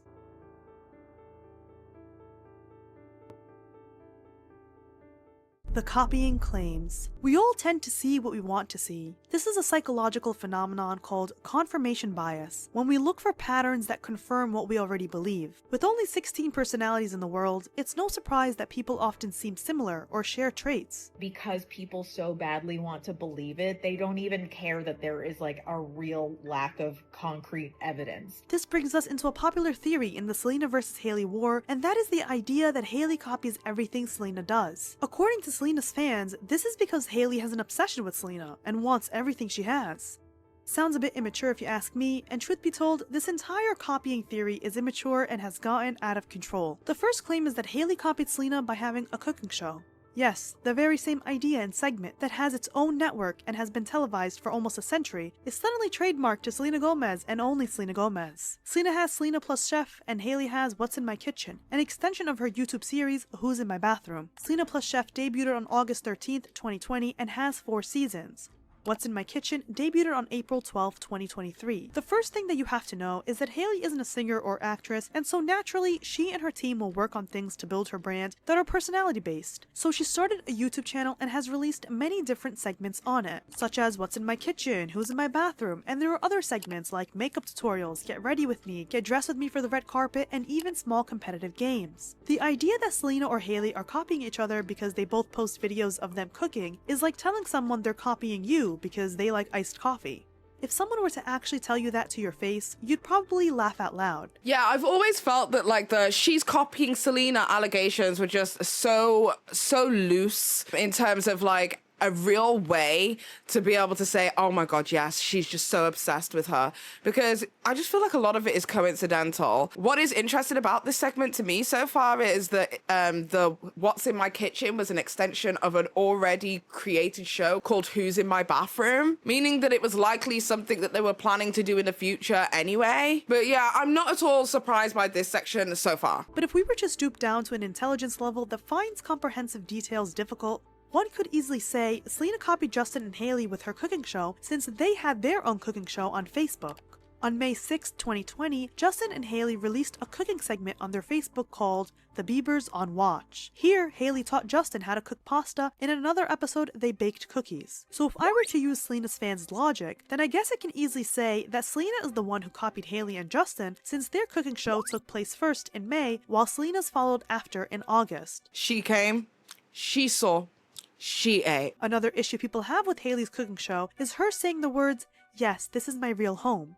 Yes, we actually are in my real kitchen, in my real house. Apparently the words, "This is my real home," are only trademarked to one person. This is my real home. Everything that we're doing is at home. The reason why Hailey clarified that this cooking segment takes place in her real house is because her segment, Who's in My Bathroom, takes place on a set. In the beginning, Who's in My Bathroom was slightly targeted to make us think it was Hailey's real bathroom and we could develop a personal connection Oh, okay, that makes sense. Coincidence. With her, since she's showing us her real space. It was only after a few episodes did Hailey clarify that they don't actually film in her bathroom, which makes sense if you were to see the activities they did in the bathroom. Another reason why Hailey clarified that it was her kitchen was because she gave a tour of the kitchen. For a lot of people, this is interesting because it's giving us a closer look into the home of Justin and Hailey Bieber. Yes, we actually are in my real kitchen, in my real house. This is not a set. This is where I really live. People are interested in seeing the kitchen a celebrity like Justin Bieber uses daily, which is why they didn't clarify at first that the bathroom segment was filmed on a set. Another logical point is simply the fact that many things are staged to look like a person's real home, only for us to find out years later that it was a set this whole time. For example, in one of the seasons of Selena Plus Chef, Selena doesn't even film in her real house. A notorious person who does this often is Meghan Markle, who recently debuted a cooking show as well. In With Love Meghan, the idea is that Meghan is in her own kitchen using her own garden and such, but the reality is she is on a set. The same exact thing happened when Meghan and Harry filmed for Netflix. The house they were in was a set. So this idea that Hailey said, "Yes, we are filming in my actual house," somehow being a copy of Selena saying the same thing feels incredibly dense. Also in Justin and Hailey's cooking show back in May, they say they're cooking at home, so again, with that logic, the only person showing up second is Selena as per usual. At home, going to cook a special dish. Another issue people had with Hailey's cooking show was the fact that she brought her Nana in an episode. Why? Because Selena also brought her Nana onto her cooking show. We are now gatekeeping grandmothers. Nothing concerns me more about the lack of media literacy that people have than this viral 7-part series about Hailey, Selena, and Justin. And I didn't even need to watch that entire video to know that I was going to be watching a bunch of bullshit. But just so we're clear, I investigated several claims within the first 90 seconds, and there are multiple lies. So if a video is set up to start with lies, what do you think you're gonna get throughout the rest of the video? Just like Selena has brought her friends and grandparents on the show, Hailey has also included friends, her mom, and grandmother on the show. And for the fun of it, Meghan Markle has also included her alleged friends on the show. You know who else brings her grandmother and everything? Ariana Grande. Ariana has made her Nona a focal point in her iconic songs such as Bloodline, Ordinary Things, and Daydreaming. Trademarking a grandparent seems a bit intense. It's also not that big of a deal. You cannot trademark who is in the kitchen with you when you are cooking. Okay, I'm not saying anything because I don't disagree with anything, but also I feel like we're over-explaining. Like, I got it from the first clip. Like, you did not have to show me 50 different other clips to prove the same point. Like, I got it. We understand, okay? We're over-explaining a tad, but I understand. I guess if you're facing so much scrutiny, it would be nice to have loads of evidence to back you up, but I feel like we're over-explaining, just a tad. Hailey's entire YouTube channel is full of her bringing on random guests to do whatever segment they are working on. She's brought the Jenners, Kim Kardashian, Addison Rae, The Kid Laroi, Justine Skye, Emma Chamberlain, and anyone else you can think of. The copy and claim is a very forced argument because there is no real winner or loser. You can't trademark a concept like a fur moment or a cooking segment. These aren't things that can be trademarked, and to be honest, Selena's a singer/actress, but yet has a bunch of influencer-themed businesses. It makes more sense for Hailey, who isn't an actress or singer, yet is still famous, to release a cooking show or a beauty line because she's famous for her style and aesthetic. It's not really copying if it's in her realm of work. Another dense claim is that Hailey is copying Selena when she says okie dokie in her show. Okie dokie. Okie dokie. You cannot trademark a slogan or a phrase that has been around since the 1930s. That's like me trying to trademark the word the, or trademarking the phrase the early bird gets the worm. If Hailey said something like being rare is about being comfortable with yourself, then sure, I'd say it was a choice to use the word rare, knowing Selena has had an entire identity crisis over it. But something like okie dokie is far too general for anyone on this planet to claim as their own saying, especially when Hailey said it differently. Okie dokie. Another copying claim is Hailey and Selena's clothing and or poses. During the Hailey vs. Selena hate train of 2023, we made an entire video detailing every single copying allegation made during that time. It's 20 minutes long and has aged gracefully because every copy and claim people have used against Hailey has been mentioned in this video, so go check it out. It feels pointless to repeat the information since the same thing is spreading on social media again, but I'll clarify. Wait, I'm just picking up. These dates, it seems as if there's a lot of these copying pictures. Hailey did it first. Oh, please don't tell me that this is going to be flipped on its head now and that it is, in fact, Selena who's been copying Hailey. If this is honestly pure marketing genius by whoever created that video from before. By the ones that are the most popular. We have this hand gesture pose that both Hailey and Selena have done. The funny part is that this hand gesture has been around since the early days of YouTube when beauty gurus used to show off their makeup or skincare. It's a basic gesture, like holding up a peace sign for a photo. But a certain documentary doesn't do enough research to realize that the date on this photo is photoshopped. This photo where Hailey is wearing a black tank top and is doing this pose was in 2022, June 2022 to be exact. Selena's is in March 2023. So oh god damn, that was one of the main photographs as well. That's crazy. That's crazy. That was one of the main photographs that they were using. That's insane. This whole time, everyone is crying over an inaccurate date, which makes you think, if that date was manipulated, who knows what other dates are manipulated unless we do the research ourselves. Most of these claims about copying hairstyles or clothes are simply irrelevant. They don't hold up when you look closer, often manipulated to fit a narrative that people are eager to believe. The truth is, similarities are often just coincidences, nothing more. A long time ago, Selena used to have a reputation for copying Miley Cyrus, often wearing the same exact thing as her or doing something. Oh my god, I remember those allegations, because didn't Selena Gomez and Miley Cyrus was really close friends and then they stopped being friends for a while? Forgive me if I'm wrong, but around that time, people used to drag Selena for copying Miley. So the same shit. I forgot about this drama. I completely forgot about this because I remember this. This is internet lore right here. Something risky after Miley popularized it. From signature outfits or even the infamous tongue pose, Selena would constantly get lashings for copying Miley, especially since this was around the time people accused her of stealing Nick from Miley. As we can see, it's the same story this time around, but the roles are reversed. For instance, I forgot about the Jonas Brothers situation.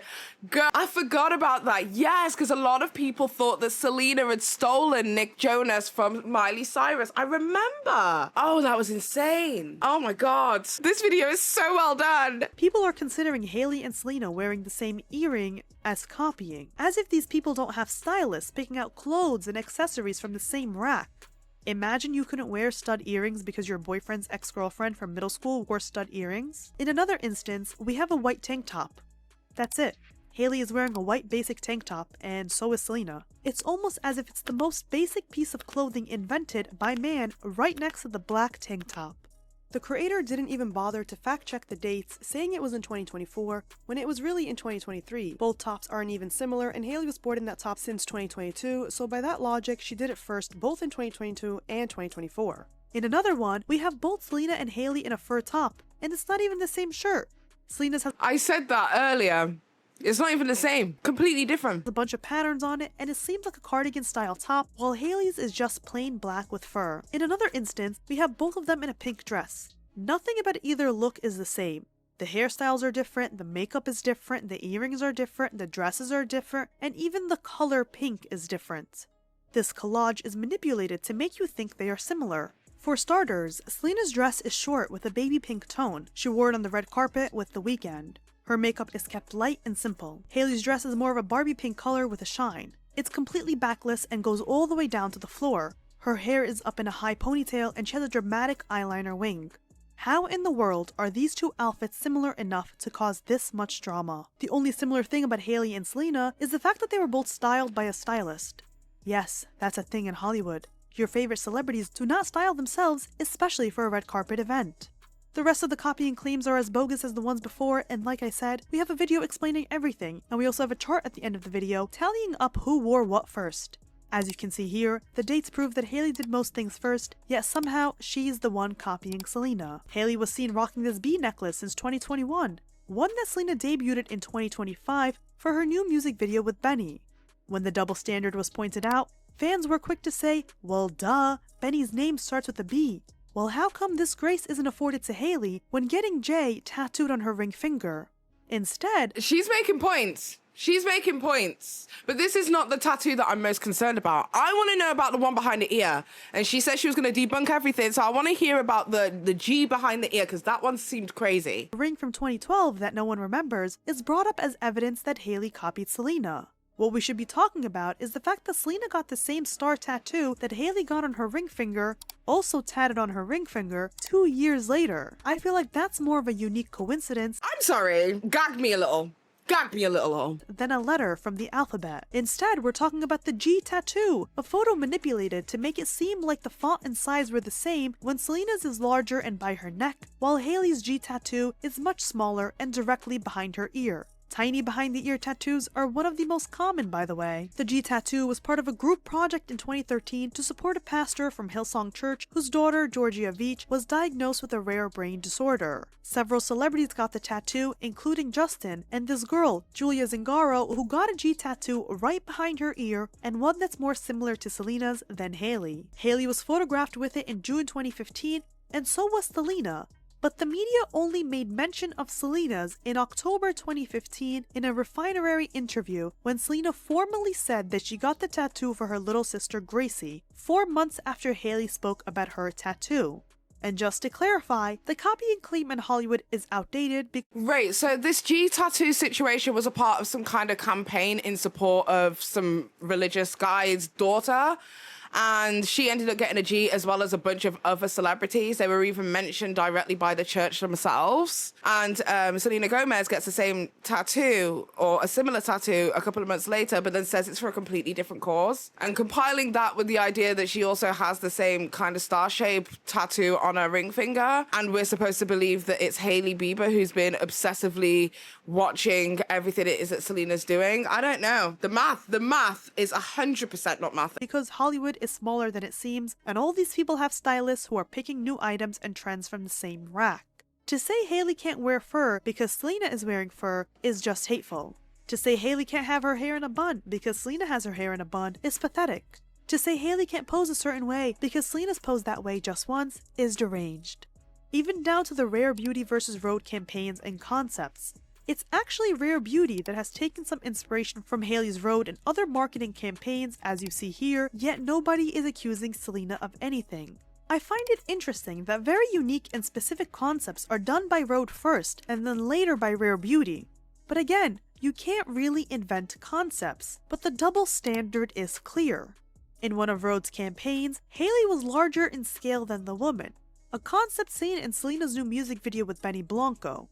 But this isn't something you see because of confirmation bias. You're only going to want to seek out, interpret, and remember information in a way that supports what you already believe while ignoring or dismissing evidence. Okay, that's quite interesting because when we got to the Rhode Beauty section of the previous video by Internet Oddities, we were only comparing Rhode to that Summer something brand. I can't remember the brand, but to a completely different brand. We did not see any comparisons of Rare Beauty to Rhode at all, besides like both of them having enlarged items in a photo shoot. That's the only thing it is that we saw. So it's kind of interesting to see how many different instances of, you know, very similar ideas and concepts, but, you know, with Rare Beauty copying Rhode, and it hasn't been brought to the attention of anyone. So this is kind of interesting, very interesting. Like, they negated such a huge piece of information, like omitting almost. That contradicts it. And remember, ladies and gentlemen, oftentimes, the dates are manipulated to trick you into thinking Hailey did something second, when in reality, majority of the copying claims against her are from outfits she wore first. Another point made in the documentary is that Hailey copies Selena not just by wearing t-shirt or jeans, but by saying certain phrases or words, such as story, body, or heart. As you'll see in the following examples, it's not word for word, but rather one word is mentioned. One phrase is about telling your own story. I realized that everybody else seemed to be narrating my life for me. Yes. So why don't I put something out that is my side of the story? It's not. Been watching Justin Bieber seasons on YouTube. But what really happened through the process of doing seasons is I realized that I was able to tell my story about who I was from my own mouth instead of people from the outside being able to tell my story for me. I'm going to hold your hand when I tell you this, but 9 out of 10 times, whenever a celebrity speaks in an official interview, they speak in publicist lingo after being media trained, and oftentimes they will all say the same thing. Here are some examples.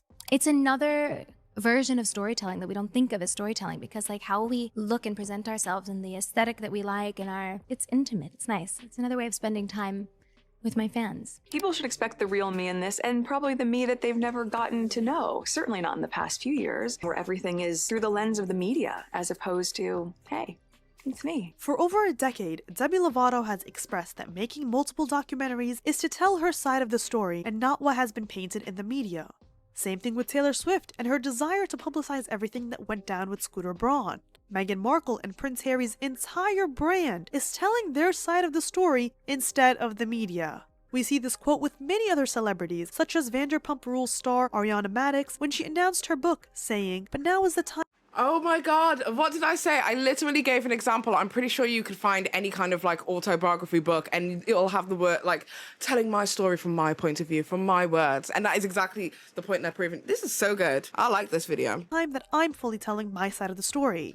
British singer Cheryl released her autobiography, Cheryl, My Story, in 2012, aiming to address misconception, saying, "It was time to put out my side of the story and the truth." Celebrities and talking about their side of the story and not what the media says about them is a tale as old as time. Same thing as celebrities, particularly women, when they talk about how they're no longer young and looking a certain way, as many women in the industry get a lot of heat for aging. Selena said, I didn't feel good about my body. I had such a beautiful time shaping this dress. That was one of the moments where I was like, I don't have to be that 19-year-old body shape anymore because I'm not. And that was somehow similar to what Hailey said. I think I'm learning is I'm not 19 anymore. I'm 24 now. I feel like my body has changed the most even this last year. And that's what happens as you grow up and you become more of a woman. Your body fills out in different ways. Like I think I have more hips now than I ever did when I was younger. Even though the only similarity is reflecting on being 19, and when Hailey talks about her body changing, she's talking about from the age of 23 to 24, not 19. Hailey was 19 in 2015, which is the year she started becoming more famous as she was more in the public eye, which is the context behind her interview. I saw a comment and someone said she gained a massive amount of weight. I said, a massive amount of weight? And then every other thing was like, oh, well, she must be pregnant. She must be pregnant. And I'm like, I get so thrown off when people just start talking about another woman's weight or like calling out how their body is supposed to look or even commenting on if they've lost or gained weight, or it's just like, ugh, it's gross to me. So she's reflecting on being in the public eye, but wasn't talking about body changes at the age of 19. And even if she was, this is a common theme with women, especially those in the industry. It's a bigger issue. It's not just about me, it's about all the other young girls. It's like, what, I'm supposed to succumb to this your ideal image of what thin is? You guys get the point. Another example, which is also grasping at straws, was talking about how Selena mentioned how she wanted people to know her heart, and then they bring up Hailey, who talks about how she wants people to know her intentions, specifically saying, I want people to know Hailey for Hailey. Before Seasons came out, I really felt like I always battled with the idea that people didn't really know me. They didn't know who I was. They didn't know Hailey for Hailey. But she makes the mistake of mentioning heart, trademarked by Selena. I wish people just knew my heart, and I wish people just knew me for me, and it's so hard to reveal that part of yourself because people only see you in photos, from the outside. And the commentator makes a point to mention that this interview was so deep on the internet that you couldn't find it. What do you wish more people knew about you? My heart. Insinuating that Hailey had to spend like 10 hours of her time deep in Selena lore so she can go steal her quote in an interview. What?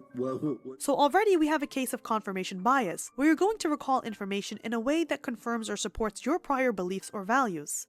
The interview wasn't that hard to find. It was literally Selena doing press for the movie Rudderless, and it went viral during the Hailey hate train in 2023. And anyone who cares about research and context for their audience could have found it too. And the quote in question...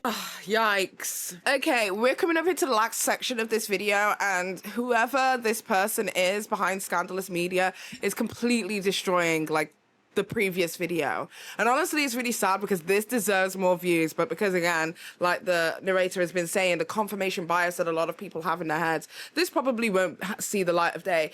On my YouTube feed, there are 50 billion Hailey Bieber videos, so I'm not, I wouldn't be surprised if this video gets lost in the sea of, Hailey Bieber videos, but it's sad that this hasn't picked up steam in the same way that those other videos by Internet Oddities have, because it's just destroyed it. I don't think anybody with a reasonable critical eye would be able to watch these two videos, then go back to the first and watch that and be comfortable with what they received. It's literally a derivative from the Bible. Man looks on the outward appearance, but the Lord looks on the heart. And is generic since everyone always talks about their intention. It's very much giving, as long as you know your heart and intentions are pure, which is a quote that went viral on Facebook back in 2008. Selena didn't trademark it, and it wasn't that intricate or unique to be held up as an example of plagiarism either. It's kind of like when Selena released her song, Kill 'Em With Kindness, and people love to attribute that quote to her, but it was already a well-known quote in which the song was derived from. We see this in pop culture all the time, such as with Sorry Not Sorry, Shake It Off, Bad Blood, Deja Vu, Making the Bed. These are all concepts or quotes that pop songs were derived from. In December 2023, Hailey said that her brand is all about less is more. 1 month later, in January 2024, Selena said that her ultimate beauty secret was less is more. In 2022, Hailey said that Chad Michael Murray was her first ever crush. In 2025, Selena said that her first crush was Chad Michael Murray. Using the logic that Hailey copies Selena, should we also say that Selena copies Hailey here? I mean, everyone accused Hailey of copying Selena because she said she's a big fan of Britney Spears, so where do we go from here? How about being normal? This brings me to the next point, which quite frankly is a bit concerning. Oh, the release party. Okay. So if I remember correctly, in the first video from Internet Oddities, they were posting screenshots of somebody alleging something took place there. I think I was just kind of sat there like, but who is this person? Like, I don't know who this, like the name was like scratched out or something or blurred out. So I was like, who is this person? How do we know any of this happened? Do you get what I mean? So hopefully with like the receipts it is that they've been bringing so far, we're going to be able to see the receipts in regards to this. So let's see. The documentary mentions an incident where Selena was celebrating the release of her new album Rare, and Hailey and Madison Beer supposedly ruined her night by asking the DJ to play Yummy and essentially crashing her party. Sure, Dan. What if I told you that the screenshots cited in that documentary were mine, taken by me, and posted on my blog in January 2020?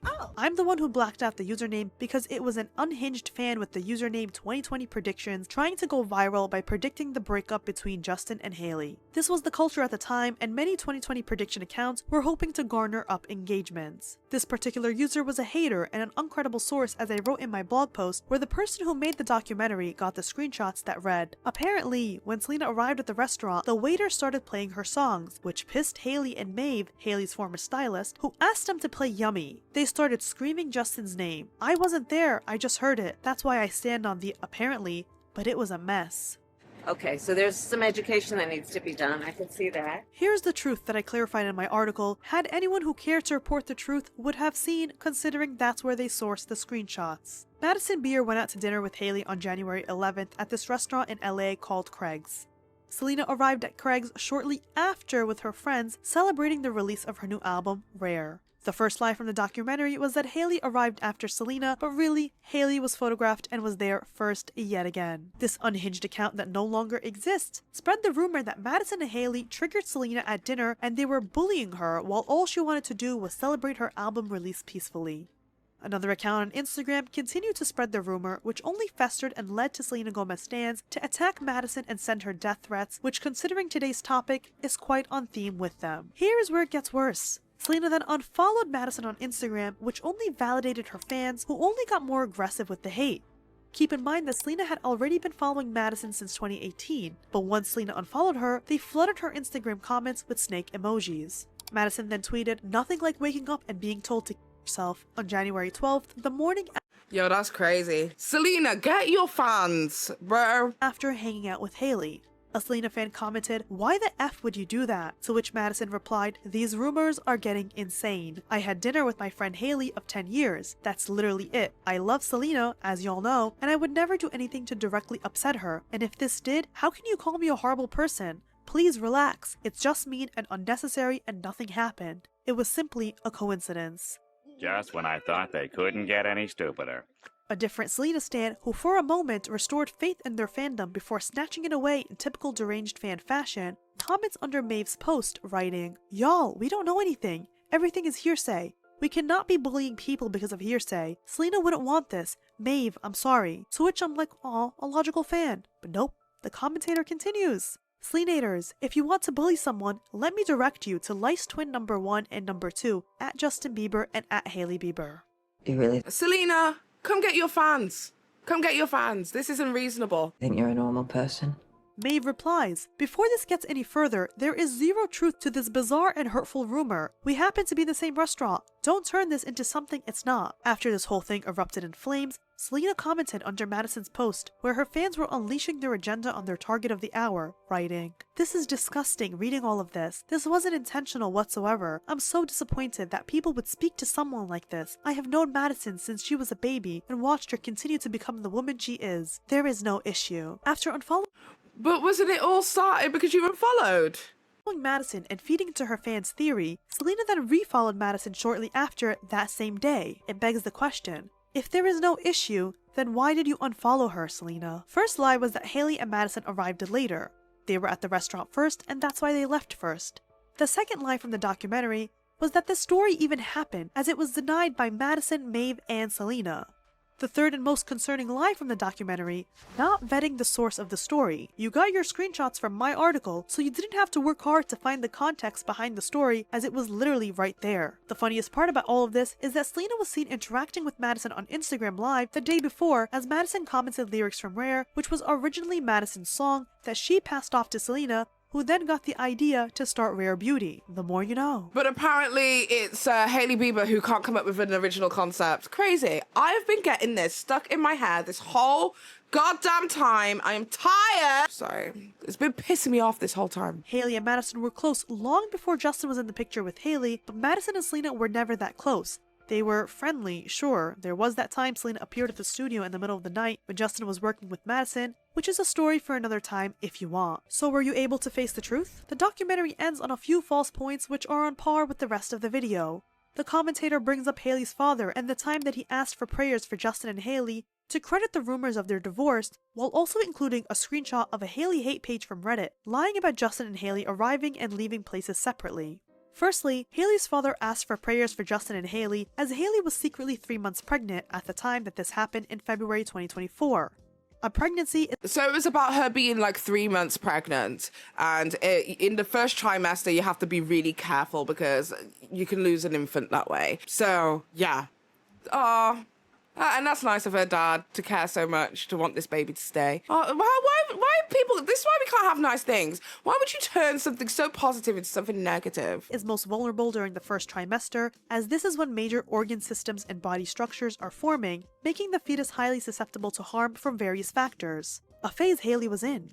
Both she and Justin revealed their pregnancy 3 months later in May 2024, in which people reflected on Stephen Baldwin's prayers and said, that's why he was asking for prayers for them. The documentary also mentions a blind item that alleges that Justin tried to end his life because Selena miscarried, and that's why they traveled abroad together to a foreign country. Because of this, Justin's team apparently removed him from the situation by forcing him to marry Hailey when Selena was supposed to give birth, and that's why he was crying. What did he just say? Aside from how fake this sounds, Selena can't carry children and couldn't at the time she was with Justin because of her health struggles, such as her lupus that she claims to have had since 2012, and her bipolar medication that she's been taking for years. On top of that, the foreign country they traveled to was Jamaica for Justin's father's wedding, which came a few months after Selena's kidney transplant, aka the nostalgic reason they got back together. Which again, how would she have been pregnant if she herself claimed that she couldn't carry kids and was also in a very fragile state during that time, having just received a kidney and going through multiple health issues during that time? This is something Selena reflects on in My Mind and Me, and she opened up about in an interview days after Hailey announced she was pregnant. Justin was seen crying by the paparazzi because he struggles with depression and was also diagnosed with Lyme disease, a topic that Justin and Hailey explored in his season's documentary. And if we're taking blind items as God's truth, then we're going to have to reflect on the 10 years of blind items stating that Selena Gomez was allegedly struggling with substance abuse issues that were also reportedly the cause for her kidney transplant. Blind items also claim that Selena and Justin did drugs multiple times together, she uses him to sell albums, and so many more things.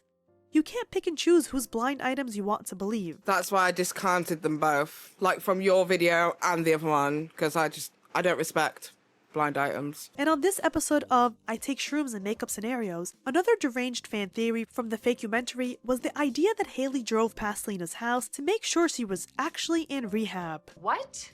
Hailey never stopped by Selena's house, rehab, or anything of that sort. She was seen leaving her friend's house, and the photo agency X17 included Selena in the caption, most likely for SEO purposes. There is absolutely no evidence or truth to that claim, and it's like saying Hailey drove past Taylor Swift's former New York City apartment just because Hailey drove past Tribeca in Manhattan. As if the Fakecumentary hasn't been debunked and destroyed badly by me in this video, it ends on the point of Hailey being obsessed with Sabrina Carpenter because she, I don't even know what she did, posed with her back to the camera, wore white. The only thing that seems to draw inspiration from Sabrina is this photo in the snow, and the context behind that is Hailey posted that while secretly pregnant in December 2023. Just like the Rare release party with Madison, on no basis of facts, this commentator tries to draw a correlation between Justin and Hailey following Sabrina on Instagram and, I don't know, did Hailey want an organ from her or something? Apparently she followed Sabrina by going to the Short and Sweet tour. Are you guys hearing what I'm hearing? She went to see Sabrina in concert, and somehow that correlated to her being obsessed with her? That's exactly how I felt when I saw that. I was like, there's nothing to say that she's like obsessed with this girl. Why would she go and see somebody in concert that you hate? Have got to be kidding me. In present time, Justin and Hailey were seen having sushi and being all loved up. He defended Hailey on multiple occasions on Instagram by reposting her previous captions and liking a post that called fans attacking her jobless. On the other hand, Selena had just released a new album with Benny Blanco with songs and lyrics that are apparently about Justin and Hailey. For something, and I know that feeling of when you feel tied up and you just want to be free of something that may not be right, but This song is like a therapeutic way of letting that go because, well, I do cry still, but I don't cry as much as I used to. Let me know if you want a video about that, and do you want a deep dive into the tragic love story of Justin and Selena? Let me know, because we're probably the only channel capable of covering that lore. Let's end it here so I can save whatever brain cells I've got left.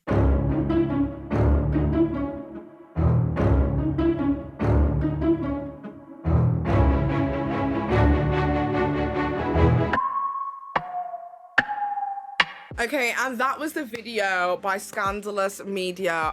My goodness. To the subscriber who brought this video to my attention and told me that I needed to watch it, thank you so much. And hopefully by me being able to share this, react in real time with you guys can also take in this information and also formulate your own opinions. I'm not sure if she touched on every single thing that was in that video, but what I will say is in the documentary thing, I think it amounts to like just under 30 minutes worth of content. And right here we have 54 minutes worth of content.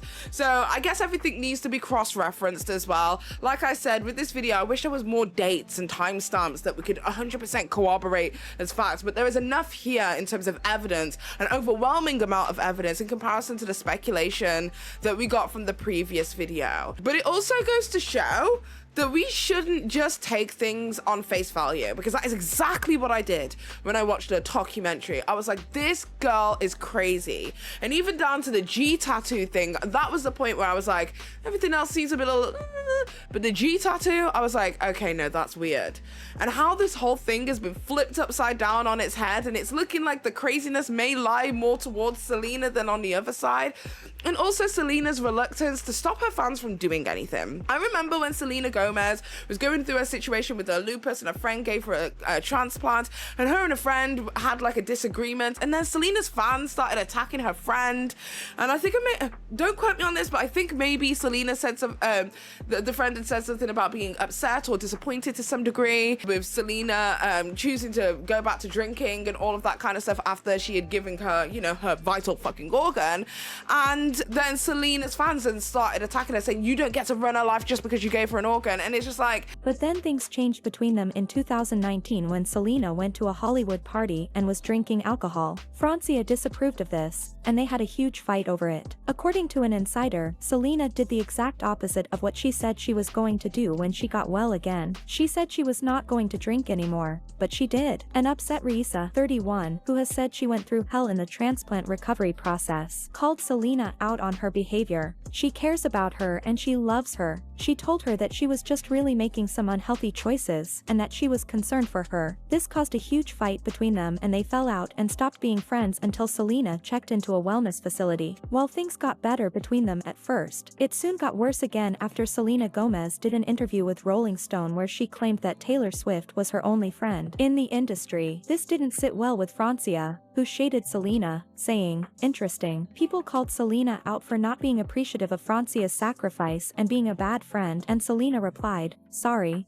I didn't mention every person I know." One comment said, "I'm so glad people are finally seeing Francia Risa for what she really is. Francia is extremely toxic, heady, self-absorbed, self-obsessed, jealous, and fame-hungry, and Selena Gomez was never the problem." And another person said, "The fact that Selena gave Francia a whole house, a house more expensive than her own, and that woman still decided to come for Selena because of an interview that she wasn't mentioned. And also all the stigma about transplants she's now perpetuating? She's disgusting." This other user tried to defend Francia and tweeted, "Selena Gomez has one of the best and most powerful PR teams in Hollywood. They managed to spin her kidney transplant into a sisterhood story. Reality, Francia's organ donor rights were violated by the doctor and Selena. Francia was not given proper agency to make that decision." It was like a friendship argument that really shouldn't have made its way to the internet but somehow did. And even when all of the drama was taking place, like, I saw Selena do absolutely nothing for ages, just absolutely nothing to stop her fans from attacking her friend who was nowhere near as famous. Nowhere, like, she's just some girl who does acting sometimes. She was not like a superstar mega celebrity in the same way that Selena Gomez is. But that always put like a sour taste in my mouth towards Selena Gomez. But I guess that we're all like flawed human beings. We all have bad days. We can all be moody. We can all be rude. Like to sit there and pretend like we've never done anything in our entire lives is just completely ludicrous. But what I will say is that we all need to scrutinize the kind of content it is that we watch more. I have definitely learnt that lesson today. I went from watching this documentary series a couple of days ago and thinking, okay, Hailey's crazy, and swiftly moving on, to being brought back to watch an entire video that completely, in my humble opinion, destroys any narrative that was being spun by the internet oddities video. Hailey Bieber has gone through quite a lot, and it feels like throughout her relationship with Justin, throughout her marriage with Justin, even with her pregnancy, her baby, and all of this kind of stuff, there has constantly been a discussion surrounding Selena Gomez, and this constant needs to end, and somebody needs to stop it, and the only person who can is Selena Gomez. This relationship ended years ago. People are allowed to move on with their lives. Nobody is antagonizing her. And even if it's not something that Selena Gomez has had a hand in assisting her fans to do, she should at least be going out of her way to tell her fans to stop in the same way she told her fans to stop attacking Madison Beer. We need to have better control over what it is that our fans, our super fans, are doing in that way, in that regard. Your fans are a reflection of you. They're a reflection of the environment it is that you allow to exist. The reason that other people's fans don't be acting like that, but Selena's does, isn't because there's a vast more majority of them. It's because there's a certain level of decorum that is expected by the person that they're a fan of. The reason that the barbs that we have discussed on this channel multiple times are allowed to run as rampant and as savagely as they do, doxing people, finding other fans and beating them up and just acting in ludicrous and crazy ways, is because Nicki Minaj fosters a community that allows that to happen. She does absolutely nothing to stop anything like that happening. And that isn't a coincidence. But what I will say is, at what point, Selena Gomez fans, do we get to a point that, like, y'all need to let this go? Is there anything possibly that Hailey could ever do or say that would let you leave her alone? Because I think as fans, personally, you guys are doing such a disservice to Selena Gomez to spend so much time speaking about her ex-partner's new wife rather than speaking about the achievements and the accolades and the amazing things it is that Selena Gomez has been able to do with her career and the things it is that you guys truly should be supporting. To know that this relationship ended over 10 years and we are still here in 2025 is kind of crazy, and it's giving the exact same feeling that I feel towards royalists who will constantly go out of their way to pick apart Meghan Markle. Like, yes, Meghan Markle isn't the perfect human being, and neither is Hailey Bieber, but dear God, you are acting as if they have beheaded children, and that is not what took place here. Have this same amount of vim for the politicians that are literally destroying our lives right now. Have this same level of vim for the reason that you can't afford your groceries this month, instead of a girl in Hollywood who may or may not have sent a subliminal shot to somebody it is that you like. We honestly need to all go outside and touch grass. And as you can see, it's still daytime here, and that is exactly what I'm going to do. With that being said, that is the end of today's video. I am going to go out and enjoy life. By that, I mean I'm going to sit down in a dark room and continue editing this video. I hope you guys have an amazing day or evening, whatever the hell it is you are doing. Do not forget to go and check out my podcast. The link will be in the description box down below, as well as a massive thank you to NordVPN for being today's video partner. And with that being said, I'm going to go. It's been your girl, Paige.